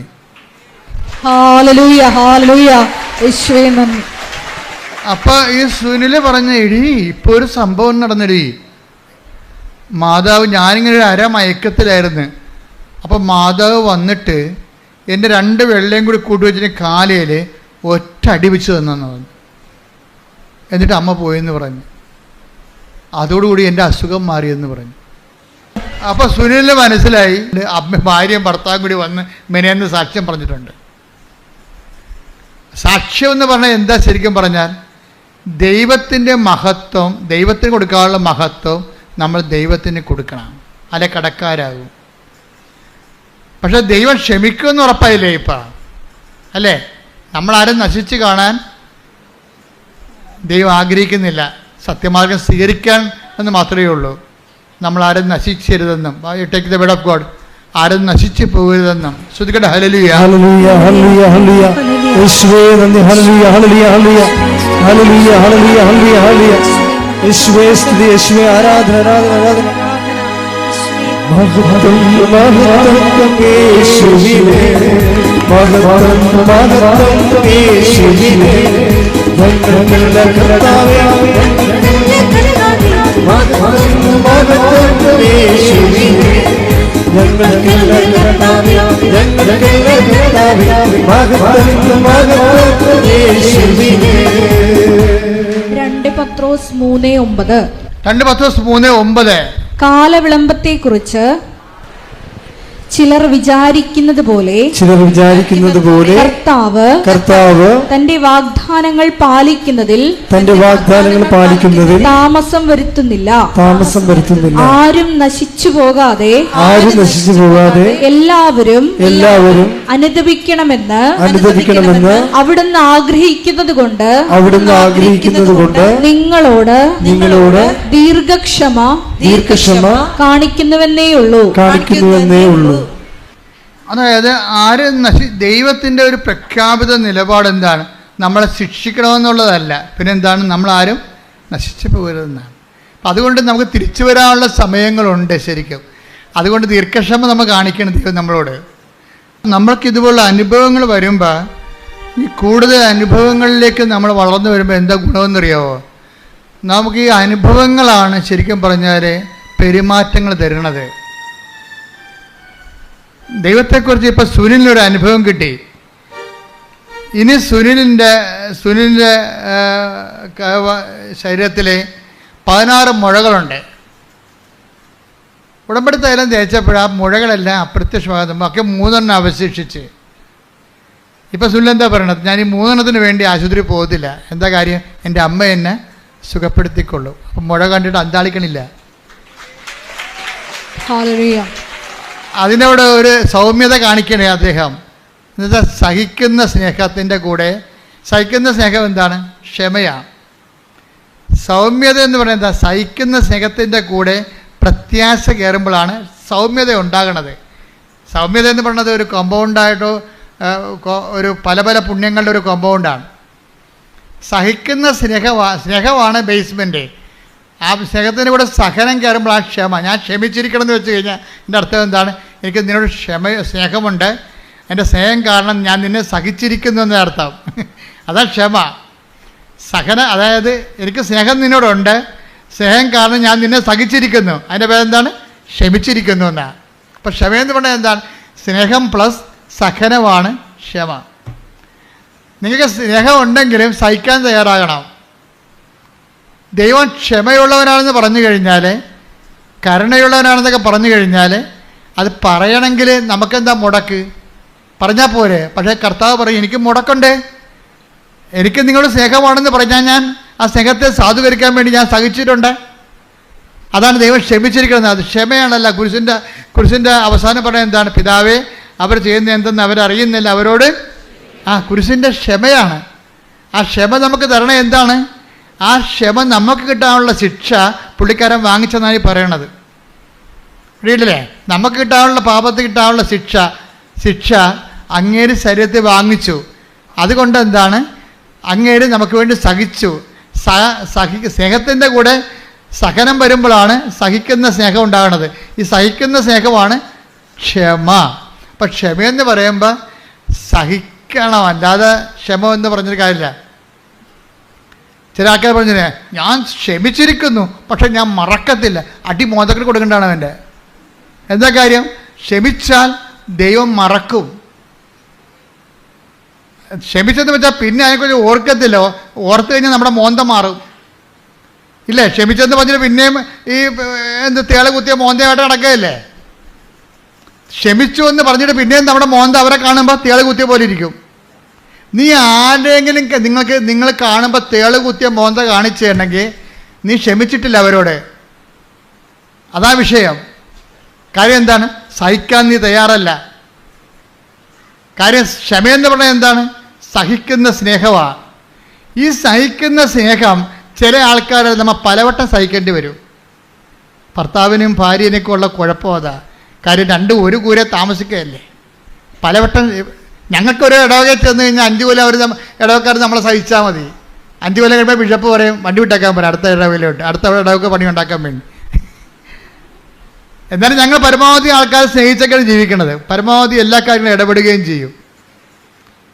ഞാനോർക്കണേ ഇനി ഒരു ജന്മം കിട്ടിയാൽ ഞാൻ കത്തോലിക്ക പുരോഹിതനാകും. എന്താ കാര്യം? ജനങ്ങളെ സ്നേഹിക്കാൻ ഇതുപോലുള്ള ഒരു അവസരമുള്ള ഒരു ശുശ്രൂഷ വേറെയില്ല. ഞാനെന്തുകൊണ്ടാണ് നിങ്ങൾക്ക് രാത്രിയും പകലും സംലഭ്യമാക്കണത്? എന്താ കാര്യം? എന്നെ കൈയും കാലും കെട്ടാൻ എനിക്ക് ആരുമില്ല. കാര്യം ഞാൻ എടുത്ത സ്വന്തം തീരുമാനത്തിലാണ് ജീവിതം സമർപ്പിച്ചിരിക്കുന്നത്. അപ്പോൾ ദൈവം എന്തുകൊണ്ടാണ് അതിൻ്റെ കൂടെ നിൽക്കണത്? അതിൻ്റെ കൂടെ ദൈവം നിൽക്കണത് എന്തുകൊണ്ടാണ്? നിങ്ങൾ തന്നെ സാക്ഷ്യം, നിങ്ങളുടെ ഭർത്താവിനോടോ ഭാര്യയോടോ ഉള്ള സമർപ്പണം സത്യസന്ധമാണെങ്കിൽ ദൈവം നിങ്ങളുടെ കൂടെ നിൽക്കും. ഈ ഡൈവേഴ്സിൻ്റെ ആവശ്യം വരത്തില്ല. ഇപ്പോഴെന്ന് വെച്ചാൽ ഈ ഡൈവേഴ്സ് ഒത്തിരി വരുന്നുണ്ടല്ലോ ഇങ്ങനെ വരുന്നത്. അതിൻ്റെ കാര്യം അവർക്ക് വിശ്വാസം ഇല്ലാത്തത് കൊണ്ടാണ്. വിശ്വാസമുള്ളവർ ആരും ഡൈവേഴ്സ് ആകുന്നില്ല. എത്ര പേരാണ്? അപ്പോൾ നമ്മൾ പറയുമ്പോൾ ഒരു 100 പേരെ കല്യാണം കഴിപ്പിച്ച 10 പേരാണ് ഇങ്ങനെയുള്ള ഡൈവേഴ്സിലേക്ക് വരണം. അത് പറയണ സാവരജംഗ വസ്തുക്കൾക്ക് വേണ്ടിയോ അല്ലെങ്കിൽ ജോലി സംബന്ധമായ കാര്യങ്ങൾക്ക് വേണ്ടി, ദൈവത്തിൻ്റെ മുമ്പിൽ പട്ടിക്കാടത്തിൻ്റെ വില പോലും ഇല്ലാത്ത കാര്യങ്ങൾക്ക് വേണ്ടിയാണ് നിങ്ങൾ ദൈവത്തിൽ നിന്ന് അകന്ന് പോകണത്. ശരിക്കും പറഞ്ഞാൽ ഡൈവേഴ്സ് എന്ന് വെച്ചാൽ ദൈവമായിട്ട് ഇപ്പോൾ ഡൈവേഴ്സ് ചെയ്ത് പോവുകയാണ്. അല്ലാതെ ഭർത്താവുമായിട്ട് നമുക്ക് ഡൈവേഴ്സ് ചെയ്യാൻ പറ്റത്തില്ല. ഭർത്താവായിട്ട് മാത്രമോ ഭാര്യയുമായിട്ട് മാത്രമോ ഡൈവേഴ്സ് ചെയ്യാൻ പറ്റത്തില്ല. അതുകൊണ്ട് നീ എങ്ങനെ അധപ്പതിച്ചു എന്ന് നോക്കണമെന്ന് പറഞ്ഞിട്ടുണ്ട്. Take the bed of God. വെളിപ്പാടിൻ്റെ പുസ്തകം എടുത്ത് നീ എവിടെ നിന്നാണ് അധപ്പതിച്ചതെന്ന് നോക്കണം. എന്ത് വിഷയം പറഞ്ഞാണ് നീ അധപ്പതിച്ചതെന്ന് നോക്കണമെന്ന്. ശ്രദ്ധിക്കട്ടെ. ഹല്ലേലൂയ, ഹല്ലേലൂയ, ഹല്ലേലൂയ, ഹല്ലേലൂയ. യേശുവേ നന്ദി. ഹല്ലേലൂയ, ഹല്ലേലൂയ. യേശുവേ സ്തുതി. ഹല്ലേലൂയ, ഹല്ലേലൂയ, ഹല്ലേലൂയ, ഹല്ലേലൂയ, ഹല്ലേലൂയ, ഹല്ലേലൂയ, ഹല്ലേലൂയ, ഹല്ലേലൂയ. യേശുവേ ആരാധന, ആരാധന. വെളിപാട് 2:5. വെളിപാട് 2:5. അതിനാൽ നീ ഏതവസ്ഥയിൽ നിന്നാണ് അധപ്പതിച്ചതെന്ന് ചിന്തിക്കുക. അനുദപിച്ച് ആദ്യത്തെ പ്രവൃത്തികൾ ചെയ്യുക. അല്ലെങ്കിൽ ഞാൻ നിന്റെ അടുത്ത് വരികയും നിന്റെ ദീപപീഠം അതിന്റെ സ്ഥലത്ത് നിന്ന് നീക്കിക്കളയുകയും ചെയ്യും. ദീപപീഠം എന്ന് പറഞ്ഞാൽ എന്താണ്? ജ്ഞാനസ്ഥാന അവസരത്തിൽ നമുക്ക് തരുന്ന വെളിച്ചമാണ് വിശ്വാസം. അതുകൊണ്ടല്ലേ മരിക്കാൻ നേരത്തെ അച്ഛന്മാർ വന്നിട്ട് തലയ്ക്കിപ്പകത്ത് വെളിച്ചം കത്തിച്ച് വെക്കണത്. എന്താ പറയണത്? എന്നിട്ട് എന്താ പറയണത്? ജ്ഞാനസ്ഥാനത്തിൽ കൊടുക്കുമ്പോൾ ഈ ദീപം കൊടുക്കുമ്പോൾ എന്താ കൊടുക്കണത്? ദീപം ജ്ഞാനസ്ഥാനത്തിൽ കൊടുത്തിട്ട് കൊച്ചിൻ്റെ കൈ കൊടുത്ത് പറയും, മാതാപിതാക്കന്മാരെ ജ്ഞാനപിതാക്കളെ, നിങ്ങളുടെ കുഞ്ഞ് ക്രിസ്തുവിനാൽ പ്രകാശിതയാണ്. അവളെന്നും വെളിച്ചത്തിൻ്റെ മകനായി ജീവിക്കേണ്ടതാണ്. ക്രിസ്തുവിൻ്റെ പ്രകാശം അവനിൽ തിളങ്ങി വിളങ്ങട്ടെ. ദിവനാഥം വരുമ്പോൾ സ്വർഗസ്ഥരായ എല്ലാ വിശുദ്ധന്മാരുടെ അവിടുത്തെ എതിരേൽക്കുവാനുള്ള ഭാഗ്യം അവർക്ക് ലഭിക്കട്ടെ എന്ന് പറഞ്ഞുകൊണ്ടാണ് ദീപപീഠം തരണത്. ദീപപീഠം തരികണേ, വെളിച്ചം വിശ്വാസം തരികണേ. നീ വിശ്വാസത്തിനെതിരെ പ്രവർത്തിച്ചാൽ ഞാൻ വന്നിട്ട് ആദ്യം വിശ്വാസം എടുത്ത് മാറ്റുമെന്ന്. കാര്യം എന്താണ്? നിനക്ക് വിശ്വാസം തന്നിട്ട് കാര്യമില്ല. അതിന് കർത്താവ് പറയണം, ന്യായം എന്ന് പറയണത് പന്നികളുടെ മുമ്പിൽ നിങ്ങളുടെ രത്നങ്ങൾ വിതറരുത്. Take the bed of God. ശ്രദ്ധിക്കട്ടെ. ഹല്ലേലൂയ, ഹല്ലേലൂയ, ഹല്ലേലൂയ, ഹല്ലേലൂയ, ഹല്ലേലൂയ. യേശുവേ നന്ദി. ഹല്ലേലൂയ, ഹല്ലേലൂയ, ഹല്ലേലൂയ, ഹല്ലേലൂയ, ഹല്ലേലൂയ, ഹല്ലേലൂയ. മത്തായി 7:6. മത്തായി 7:6. വിശുദ്ധമായത് നായ്ക്കൾക്ക് കൊടുക്കരുത്. നിങ്ങളുടെ മുത്തുകൾ പന്നികൾക്ക് ഇട്ടുകൊടുക്കരുത്. അവ അത് ചവിട്ടി നശിപ്പിക്കുകയും തിരിഞ്ഞ് നിങ്ങളെ ആക്രമിക്കുകയും ചെയ്തേക്കാം. എങ്ങനെയുണ്ട് പരിപാടി? ഇതെല്ലാം കർത്താവ് മുൻകൂട്ടി കണ്ടിട്ടുണ്ട്. ഒന്നിനു വായിച്ചത് വിശുദ്ധമായത് നായ്ക്കൾക്ക് കൊടുക്കരുത്. ഇപ്പൊ ജ്ഞാനസ്ഥമായാലും വിശുദ്ധ വിവാഹമായാലും ഇതാരാണ്? നായ്ക്കൾക്ക് കൊടുക്കരുത്. കൊടുത്തുള്ള അവസ്ഥ എന്താ? അതിൻ്റെ എന്ത് ചെയ്യുന്ന പറഞ്ഞാൽ അത് ചവിട്ടി മെതിക്കും. കാര്യം അമ്മ പറയണത്, അമ്മായിയമ്മ പറഞ്ഞാൽ കേട്ടിട്ട് കൂതാശയെ ചവിട്ടി മെതിക്കും. അതാ വിഷയം. ചിലപ്പോൾ കാശിൻ്റെ പ്രശ്നമാകാം, ചിലപ്പോൾ ജോലി പ്രശ്നമാകാം. അപ്പോൾ ചില ആൾക്കാർ കല്യാണം കഴിക്കുന്നത് വിശുദ്ധമായി ഒന്നിച്ച് ജീവിക്കാനല്ല, അമേരിക്ക PR കിട്ടാനാണ്. അതിൽ ദൈവം അനുഗ്രഹിച്ച് ട്രംപ് വന്നിട്ടുണ്ട്, എല്ലാത്തിനും പണിയായിട്ടുണ്ട്. അത് ഞാൻ ഗുണമായിട്ട് പറയുകയല്ല, പക്ഷേ ആൾക്കാരെല്ലാം പിരിഞ്ഞു നിൽക്കുന്നതിൻ്റെ പിന്നിലുള്ള എല്ലാം. ഇപ്പോൾ ഇന്നലെ ഒരു കേസുണ്ടായി ഇവിടെ. അവർക്ക് ഇറ്റലി പോകണം. ഇറ്റലി പോകുമ്പോൾ ഒരു സ്പോർട്സ് താരമാണ്, അടിപൊളി സാക്ഷ്യം, നിന്ന് കത്തി പറയും. അവിടെ പേര് ജിൻസി എന്നാണ്. ജിൻസിയുടെ സാക്ഷ്യം ഇതാണ്: ജിൻസിയുടെ ഭർത്താവ് മസ്കറ്റിൽ എവിടെയാണ്, ഭാര്യ ഇറ്റലിയിൽ. അപ്പോൾ ഇറ്റലി പോണവൾക്ക് ഇറ്റലി പോകേണ്ടി വന്നപ്പോൾ ഇറ്റലിക്കാരും യൂറോപ്പിലൊക്കെ നിയമമുണ്ട്. എന്താ കാര്യം? നിങ്ങളുടെ മാരിറ്റൽ സ്റ്റാറ്റസ് കാണിക്കണം. മാരിറ്റൽ സ്റ്റാറ്റസ് കാണിക്കുമ്പോൾ അവർ അവിടെ ഉണ്ടെങ്കിൽ, ഈ ഭർത്താവിനെ കൂടി ഇറ്റലി കൊണ്ടുപോകാൻ വേണ്ടിയാണ് ഇവരിപ്പോൾ ഇറ്റലി പോണത്. പക്ഷെ അങ്ങനെ ഒരാളെ കൊണ്ടുവരാൻ സാധ്യത ഉണ്ടെങ്കിൽ അവർ വിസ തരത്തില്ല. അപ്പോൾ ഏജൻസി പറഞ്ഞത് എന്താണെന്ന് അറിയാമോ? ഏജൻസി പറഞ്ഞത് നിങ്ങൾ ഡൈവേഴ്സ് ആണെന്നൊരു രേഖ ഉണ്ടാക്കാൻ പറഞ്ഞു. അപ്പം കുറേ പേപ്പട്ടികൾ, ഞാൻ പറഞ്ഞില്ലേ, നിങ്ങളുടെ മുത്തുകൾ പന്നികളുടെ മുമ്പിൽ വിതറെന്ന് കർത്താവ് പറഞ്ഞില്ലേ. അപ്പോൾ നിങ്ങളോർക്കും ജോസഫച്ച എന്തിനാണ് ഇങ്ങനെയൊക്കെ മോശം വാക്ക് ഉപയോഗിക്കണം. ജോസഫച്ച ഉപയോഗിച്ച അങ്ങനെ ഉപയോഗിച്ച കാര്യമാണ്. നിങ്ങളുടെ മുത്തുകൾ പന്നികളുടെ മുമ്പിൽ വിതറരുത്. എന്താ കാര്യം? കൂദാശ എന്തുമാത്രം ബലമായിട്ടാണ് ദൈവം കാണുന്നത് ദൈവാനുഗ്രഹത്തെ.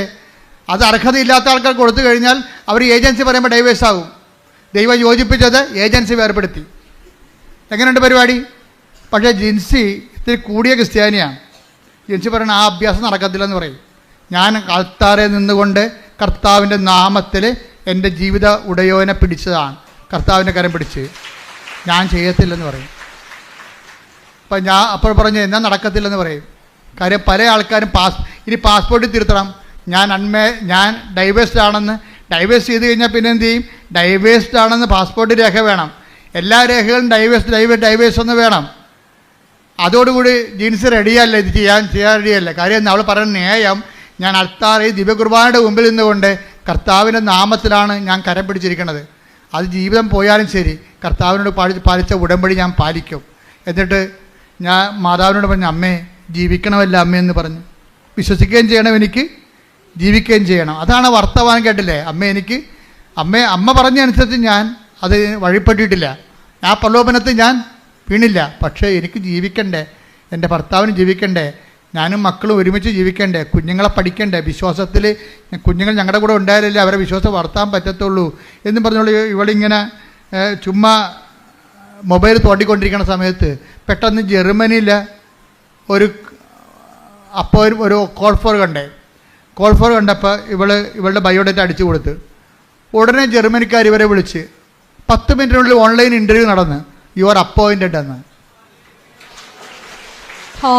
അപ്പോൾ ദൈവത്തിൻ്റെ രീതി കണ്ടാൽ ദൈവം നമ്മുടെ കൂടെ നിൽക്കും. ഭർത്താവും ഭാര്യയും ജർമ്മനിക്ക് പോവുകയാണ് മക്കളെയും കൊണ്ട്. അതെന്താ കാര്യം? അവൾക്ക് അഭിമാനിക്കാൻ ജീവിതകാലം മുഴുവൻ അവളുടെ പേര് ഈ ആൾക്കാരെ പറയേണ്ടി വന്നത് അവളുടെ വിശ്വാസ സാക്ഷ്യമാണ്. ഇതാണ് സാക്ഷ്യം എന്ന് പറയണത്. സാക്ഷ്യം എന്ന് പറയുന്നത് വിശ്വാസം എന്തിനുള്ളതാണ്? സാക്ഷ്യമായി ജീവിക്കാനുള്ളതാണ്. പ്രാർത്ഥിക്കുക, കർത്താവേ എന്റെ വിശ്വാസത്തില് സാക്ഷ്യമായി ജീവിക്കുവാൻ എന്നെ സഹായിക്കണമേ. ഹല്ലേലൂയ ഹല്ലേലൂയ ഹല്ലേലൂയ യേശുവേ നന്ദി. ഹല്ലേലൂയ ഹല്ലേലൂയ ഹല്ലേലൂയ ഹല്ലേലൂയ ഹല്ലേലൂയ യേശുവേ സ്തുതി. ഹല്ലേലൂയ പരമദിവ്യകാരുണ്യത്തിന് എന്നേരവും ആരാധനയും സ്തുതിയും പുകഴ്ചയും ഉണ്ടായിരിക്കട്ടെ. എൻ്റെ പ്രിയപ്പെട്ടവരെ, നമ്മൾ കർത്താവ് നമ്മളോട് സംസാരിച്ചുകൊണ്ടിരിക്കുകയാണ്. നിങ്ങൾ ഓർക്കേണ്ടത്, ഇപ്പം ഈ ജിൻസിയുടെ കാര്യം തന്നെ എടുക്കാം. ജിൻസി എന്തുകൊണ്ടാണ് ഡൈവേഴ്സ് ചെയ്യണം, രേഖ ഉണ്ടാക്കണമെന്ന് പറഞ്ഞപ്പോൾ രേഖ ഉണ്ടാക്കാതെ എന്നിട്ട് കർത്താവിനോട് അവരോട് സംസാരിച്ചു. അമ്മ പറഞ്ഞ വചനമനുസരിച്ച് അവൻ പറഞ്ഞ പോലെ ഞാൻ ചെയ്തിട്ടുണ്ട്, ഉടമ്പടിയിലാണ് ഞാൻ. പക്ഷേ എൻ്റെ കുഞ്ഞുങ്ങൾക്ക് ജീവിക്കണ്ടേ, അവരെ വിശ്വാസം പഠിപ്പിക്കണ്ടേ. അപ്പം അതും ദൈവത്തിന് മനസ്സിലാകും. അതാണ് സെക്കൻഡുകൾക്കുള്ള മറുപടിയാണ്. സെക്കൻഡുകൾക്കുള്ള മറുപടിയാണ്. എന്നിട്ട് ജിൻസി എന്തുകൊണ്ടാണ് പതറാതിരുന്നത്? ഇത്രയും വലിയ ക്ഷോഭം, നിങ്ങൾ പിരിയണം, പിരിഞ്ഞ് രേഖ ഉണ്ടാക്കണം എന്ന് പറഞ്ഞപ്പോൾ എന്തുകൊണ്ടാണ് ഇവൾ അതിനെ സൗമ്യമായി നേരിട്ടത്? അതിൻ്റെ കാര്യം അവിടെ മുൻകാല അനുഭവങ്ങളാണ്.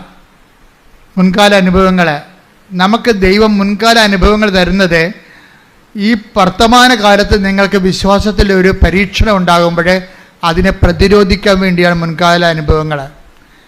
അതായത് എപ്പോഴും നിങ്ങൾ ചെയ്യണം, എന്തെങ്കിലും ഒരു പ്രശ്നം ഉണ്ടാകുമ്പോൾ കർത്താവ് ചോദിക്കും, നിങ്ങൾ എന്തിനാണ് അപ്പം ഇല്ലാത്തതിനെക്കുറിച്ച് ഉത്കണ്ഠപ്പെടുന്നത്?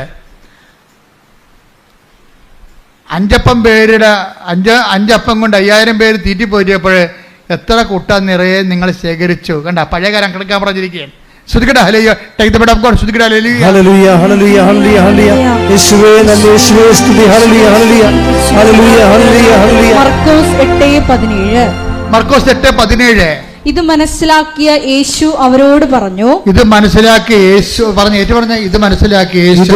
ഇത് മനസ്സിലാക്കിയ യേശു അവരോട് പറഞ്ഞു, നിങ്ങൾ അപ്പമില്ലാത്തതിനെ കുറിച്ച് എന്തിന് തർക്കിക്കുന്നു? നിങ്ങൾ അപ്പമില്ലാത്തതിനെ കുറിച്ച് എന്തിനു തർക്കിക്കുന്നു? ജോലി ഇല്ലാത്തതിനെ കുറിച്ച് അങ്ങോട്ടും ഇങ്ങോട്ടും എന്തിനാ തർക്കിക്കണത്? അല്ലേ? അപ്പൊ ഇങ്ങനെ ഓരോ വിഷയം ഇല്ലാത്തതിനെ കുറിച്ച് എന്തിന് തർക്കിക്കുന്നു? പറ. ഇനിയും നിങ്ങൾ മനസ്സിലാക്കുകയും ഗ്രഹിക്കുകയും ചെയ്യുന്നില്ലേ? നിങ്ങളുടെ ഹൃദയങ്ങൾ മന്ദീഭവിച്ചിരിക്കുന്നുവോ? കണ്ണുണ്ടായിട്ടും നിങ്ങൾ കാണുന്നില്ലേ? ചെവിയുണ്ടായിട്ടും നിങ്ങൾ കേൾക്കുന്നില്ലേ? നിങ്ങൾ ഓർമ്മിക്കുന്നില്ലേ? 5 അപ്പം ഞാൻ 5000 പേർക്കായി ഭാഗിച്ചപ്പോൾ ശേഷിച്ച കഷണങ്ങൾ നിങ്ങൾ എത്ര കുട്ട നിറച്ചെടുത്തു? 12 എന്ന് അവർ മറുപടി പറഞ്ഞു. 7 അപ്പം 4000 പേർക്ക് വീതിച്ചപ്പോൾ മിച്ചം വന്ന കഷണങ്ങൾ നിങ്ങൾ എത്ര കുട്ട എടുത്തു? 7 എന്നവർ മറുപടി പറഞ്ഞു. അവൻ ചോദിച്ചു, എന്നിട്ടും നിങ്ങൾ ഗ്രഹിക്കുന്നില്ലേ? അതായത് ഒരു വിഷയം ഉണ്ടാകുമ്പോൾ പഴയ അനുഭവങ്ങളുടെ ഫയലെടുക്കണമെന്ന് ഈശോ പറയണത്. നിങ്ങൾ ഇതിനേക്കാൾ ഇന്നലെ ഒരു ദിവസം ഒരു മജിസ്ട്രേറ്റ് എന്നെ വിളിച്ചു. അവർ ഡെലിവറി കഴിഞ്ഞിട്ട് എന്നെ വിളിച്ചതാണ്. വിളിച്ചു കഴിഞ്ഞപ്പോൾ കുറച്ച് വിഷമങ്ങളൊക്കെ എന്നോട് പറഞ്ഞു. അപ്പോൾ ഞാൻ പറഞ്ഞു, മകളെ, ഇതിനേക്കാൾ വലിയ പ്രയാസങ്ങളിലൂടെയാണ് നിങ്ങളുടെ കുടുംബം കടന്നു പോയത്. ഇന്ന് എത്രയോ വലിയ ഭാഗ്യം കിട്ടി. അപ്പോൾ ആ ദൈവം തന്നെ ഇപ്പോഴും ജീവിച്ചിരിക്കണം. ഇപ്പോൾ ഈ പ്രശ്നമൊക്കെ ഇപ്പോൾ പെട്ടെന്ന് തീരും. കാര്യം എന്താണ്? കഴിഞ്ഞ കാര്യങ്ങളെക്കുറിച്ച് ഓർക്കാൻ. ഉടനെ എൻ്റെ വാട്സപ്പിൽ അവരിങ്ങനെ കുറേ കർത്താവിനെ സ്തുതിച്ചുകൊണ്ട് കുറേ വചനങ്ങളുടെ പ്രാർത്ഥന കിട്ടും. എന്താ കാര്യം? ഞാൻ പറഞ്ഞ സത്യമാണ്. അവർക്ക് എന്ത് കിട്ടി? പ്രത്യാശ കിട്ടി. കഴിഞ്ഞ കാലങ്ങളിൽ അവരെ സഹായിച്ച കർത്താവ് തന്നെയാണ് ഇന്നും ജീവിച്ചിരിക്കുന്നത്. അത്രയും പ്രശ്നങ്ങൾ ഇന്നില്ല. ഇപ്പം ഇന്നുണ്ടായിരുന്ന പ്രശ്നങ്ങൾ കഴിഞ്ഞ കാലങ്ങൾ എന്നെ സഹായിച്ച കർത്താവ് ഇന്ന് എന്നെ സഹായിക്കും എന്നുള്ള ബോധ്യം കിട്ടി. കൈയടിക്കട്ടെ, ശ്രദ്ധിക്കട്ടെ. നമുക്ക് ഇരുകരങ്ങളും ഉയർത്തി സ്തുതിക്കാം. ഹല്ലേലൂയ, ആരാധന, ആരാധന, ഹല്ലേലൂയ, ഹല്ലേലൂയ, യേശുവേ ആരാധന, ഹല്ലേലൂയ, ഹല്ലേലൂയ, മഹത്വം, മഹത്വം. ദൈവപിതാവേ നന്ദി, ദൈവപിതാവേ ആരാധന, ഹല്ലേലൂയ, മഹത്വം, ആരാധന, ആരാധന, ഹല്ലേലൂയ, ഹല്ലേലൂയ, യേശുവേ നന്ദി, ആരാധന, ഹല്ലേലൂയ, ഹല്ലേലൂയ, ഹല്ലേലൂയ, ഹല്ലേലൂയ, ഹല്ലേലൂയ.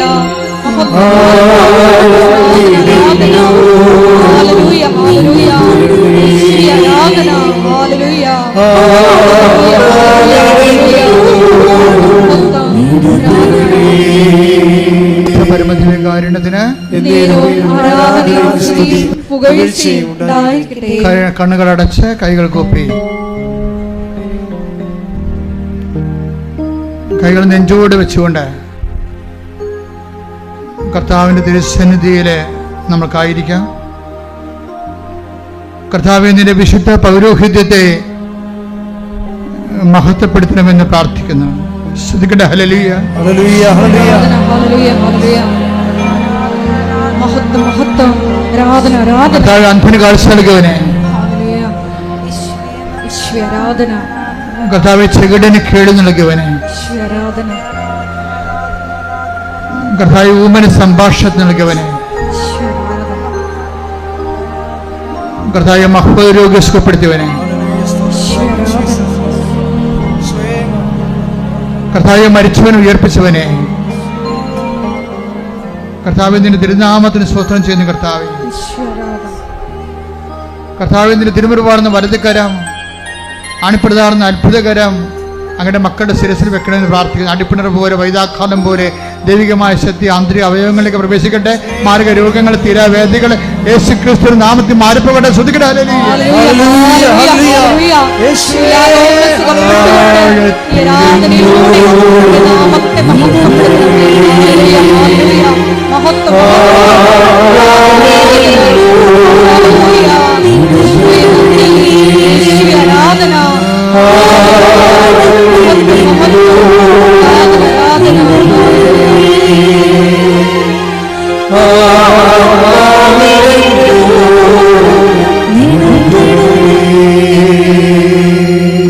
അഭിഷേകത്തിനെ വിശ്വസിച്ചുകൊണ്ടേ ഇരിക്കുക. അച്ഛൻ നിങ്ങളുടെ ജീവിതത്തിൻ്റെ മേഖലകൾ, ജോലിയില്ലാത്തവർ, വീടില്ലാത്തവർ, വഴിയില്ലാത്തവർ, കുടുംബങ്ങളെക്കുറിച്ചും കുഞ്ഞുങ്ങളെക്കുറിച്ചും വേദന അനുഭവിക്കുന്നവർ, പലതരത്തിലുള്ള സാങ്കേതിക സംഘർഷാത്മകമായ ജീവിത കുടുംബ സാഹചര്യം ഉള്ളവർക്കെല്ലാം വേണ്ടി പ്രാർത്ഥിക്കുന്ന സമയമാണ്. കർത്താവേ, നിന്റെ ഉന്നതമായ നാമത്തിൽ സ്വന്തം ചെയ്യുന്ന കർത്താവേ, നിന്റെ വിശുദ്ധ പൗരോഹിത്യത്തെ മഹത്വപ്പെടുത്തണമേ.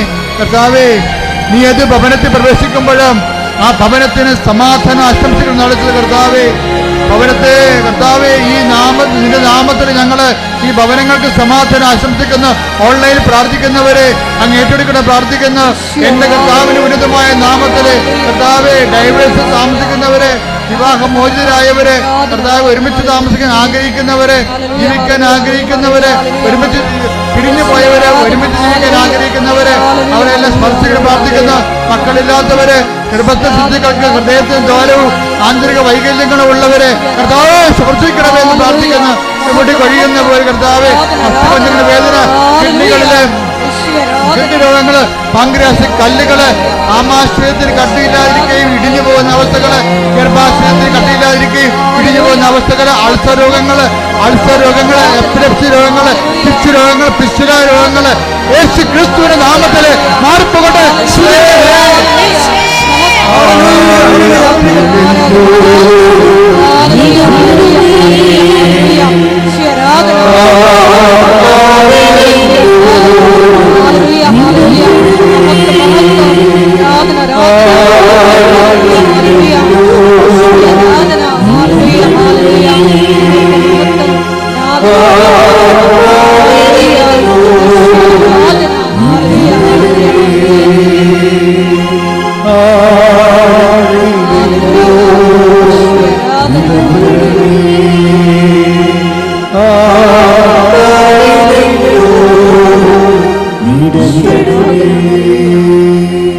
സ്ഥലസംബന്ധമായ വിഷയങ്ങള്, ഭവന സംബന്ധമായ വിഷയങ്ങള്, ജോലി സംബന്ധമായ വിഷയങ്ങള്, വിദ്യാഭ്യാസ സംബന്ധമായ വിഷയങ്ങള് എല്ലാം ചേർത്ത് മാതാവിന്റെ തിരുസന്നിധിയിൽ അമ്മയുടെ മാധ്യസ്ഥ പ്രാർത്ഥിക്കുന്ന സമയമാണ്. കർത്താവെ, സ്ഥലങ്ങൾ കൊടുക്കാനുള്ളവർ, വിൽക്കാനുള്ളവർ, ജപ്തി നടപടി നേരിടുന്നവർ, സ്ഥലം പാകോടമ്പടി ചെയ്ത് കിട്ടാത്തവരെല്ലാവരെയും ഈ നിമിഷം പരിശുദ്ധമ ദൈവമാതാനും മാധ്യസ്ഥ ഈശോയ്ക്ക് സമർപ്പിക്കുന്നു.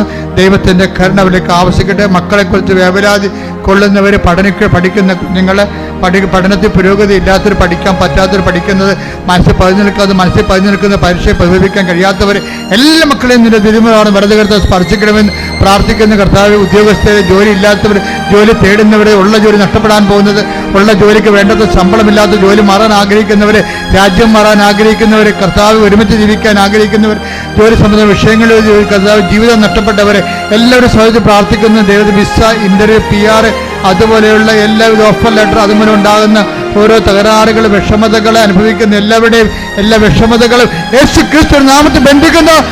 ഹല്ലേലൂയ, ഹല്ലേലൂയ, യേശുവേ ഹല്ലേലൂയ.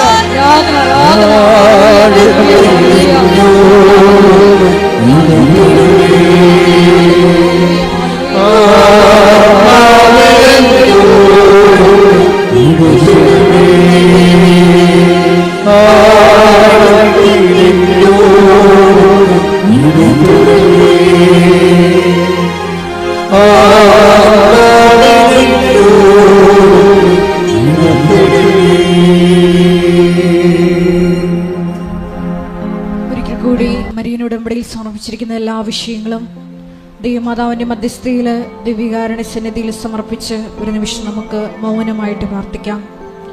സുവിശേഷ കൈമാറ്റത്തിനുള്ള അധിക കൃപ, മറ്റുള്ളവരുടെ മുമ്പിൽ ഈശോയെ നിന്നെ ഏറ്റുപറയുവാനുള്ള കൃപ ഞങ്ങൾക്ക് നൽകണമേ എന്ന് പ്രാർത്ഥിച്ചുകൊണ്ട് ശിരസ്സ് നമിച്ച് നമുക്ക് ദിവ്യകാരുണ്യനാഥൻ്റെ ആശീർവാദം അതീവ സ്നേഹത്തോടെ സ്വീകരിക്കാം.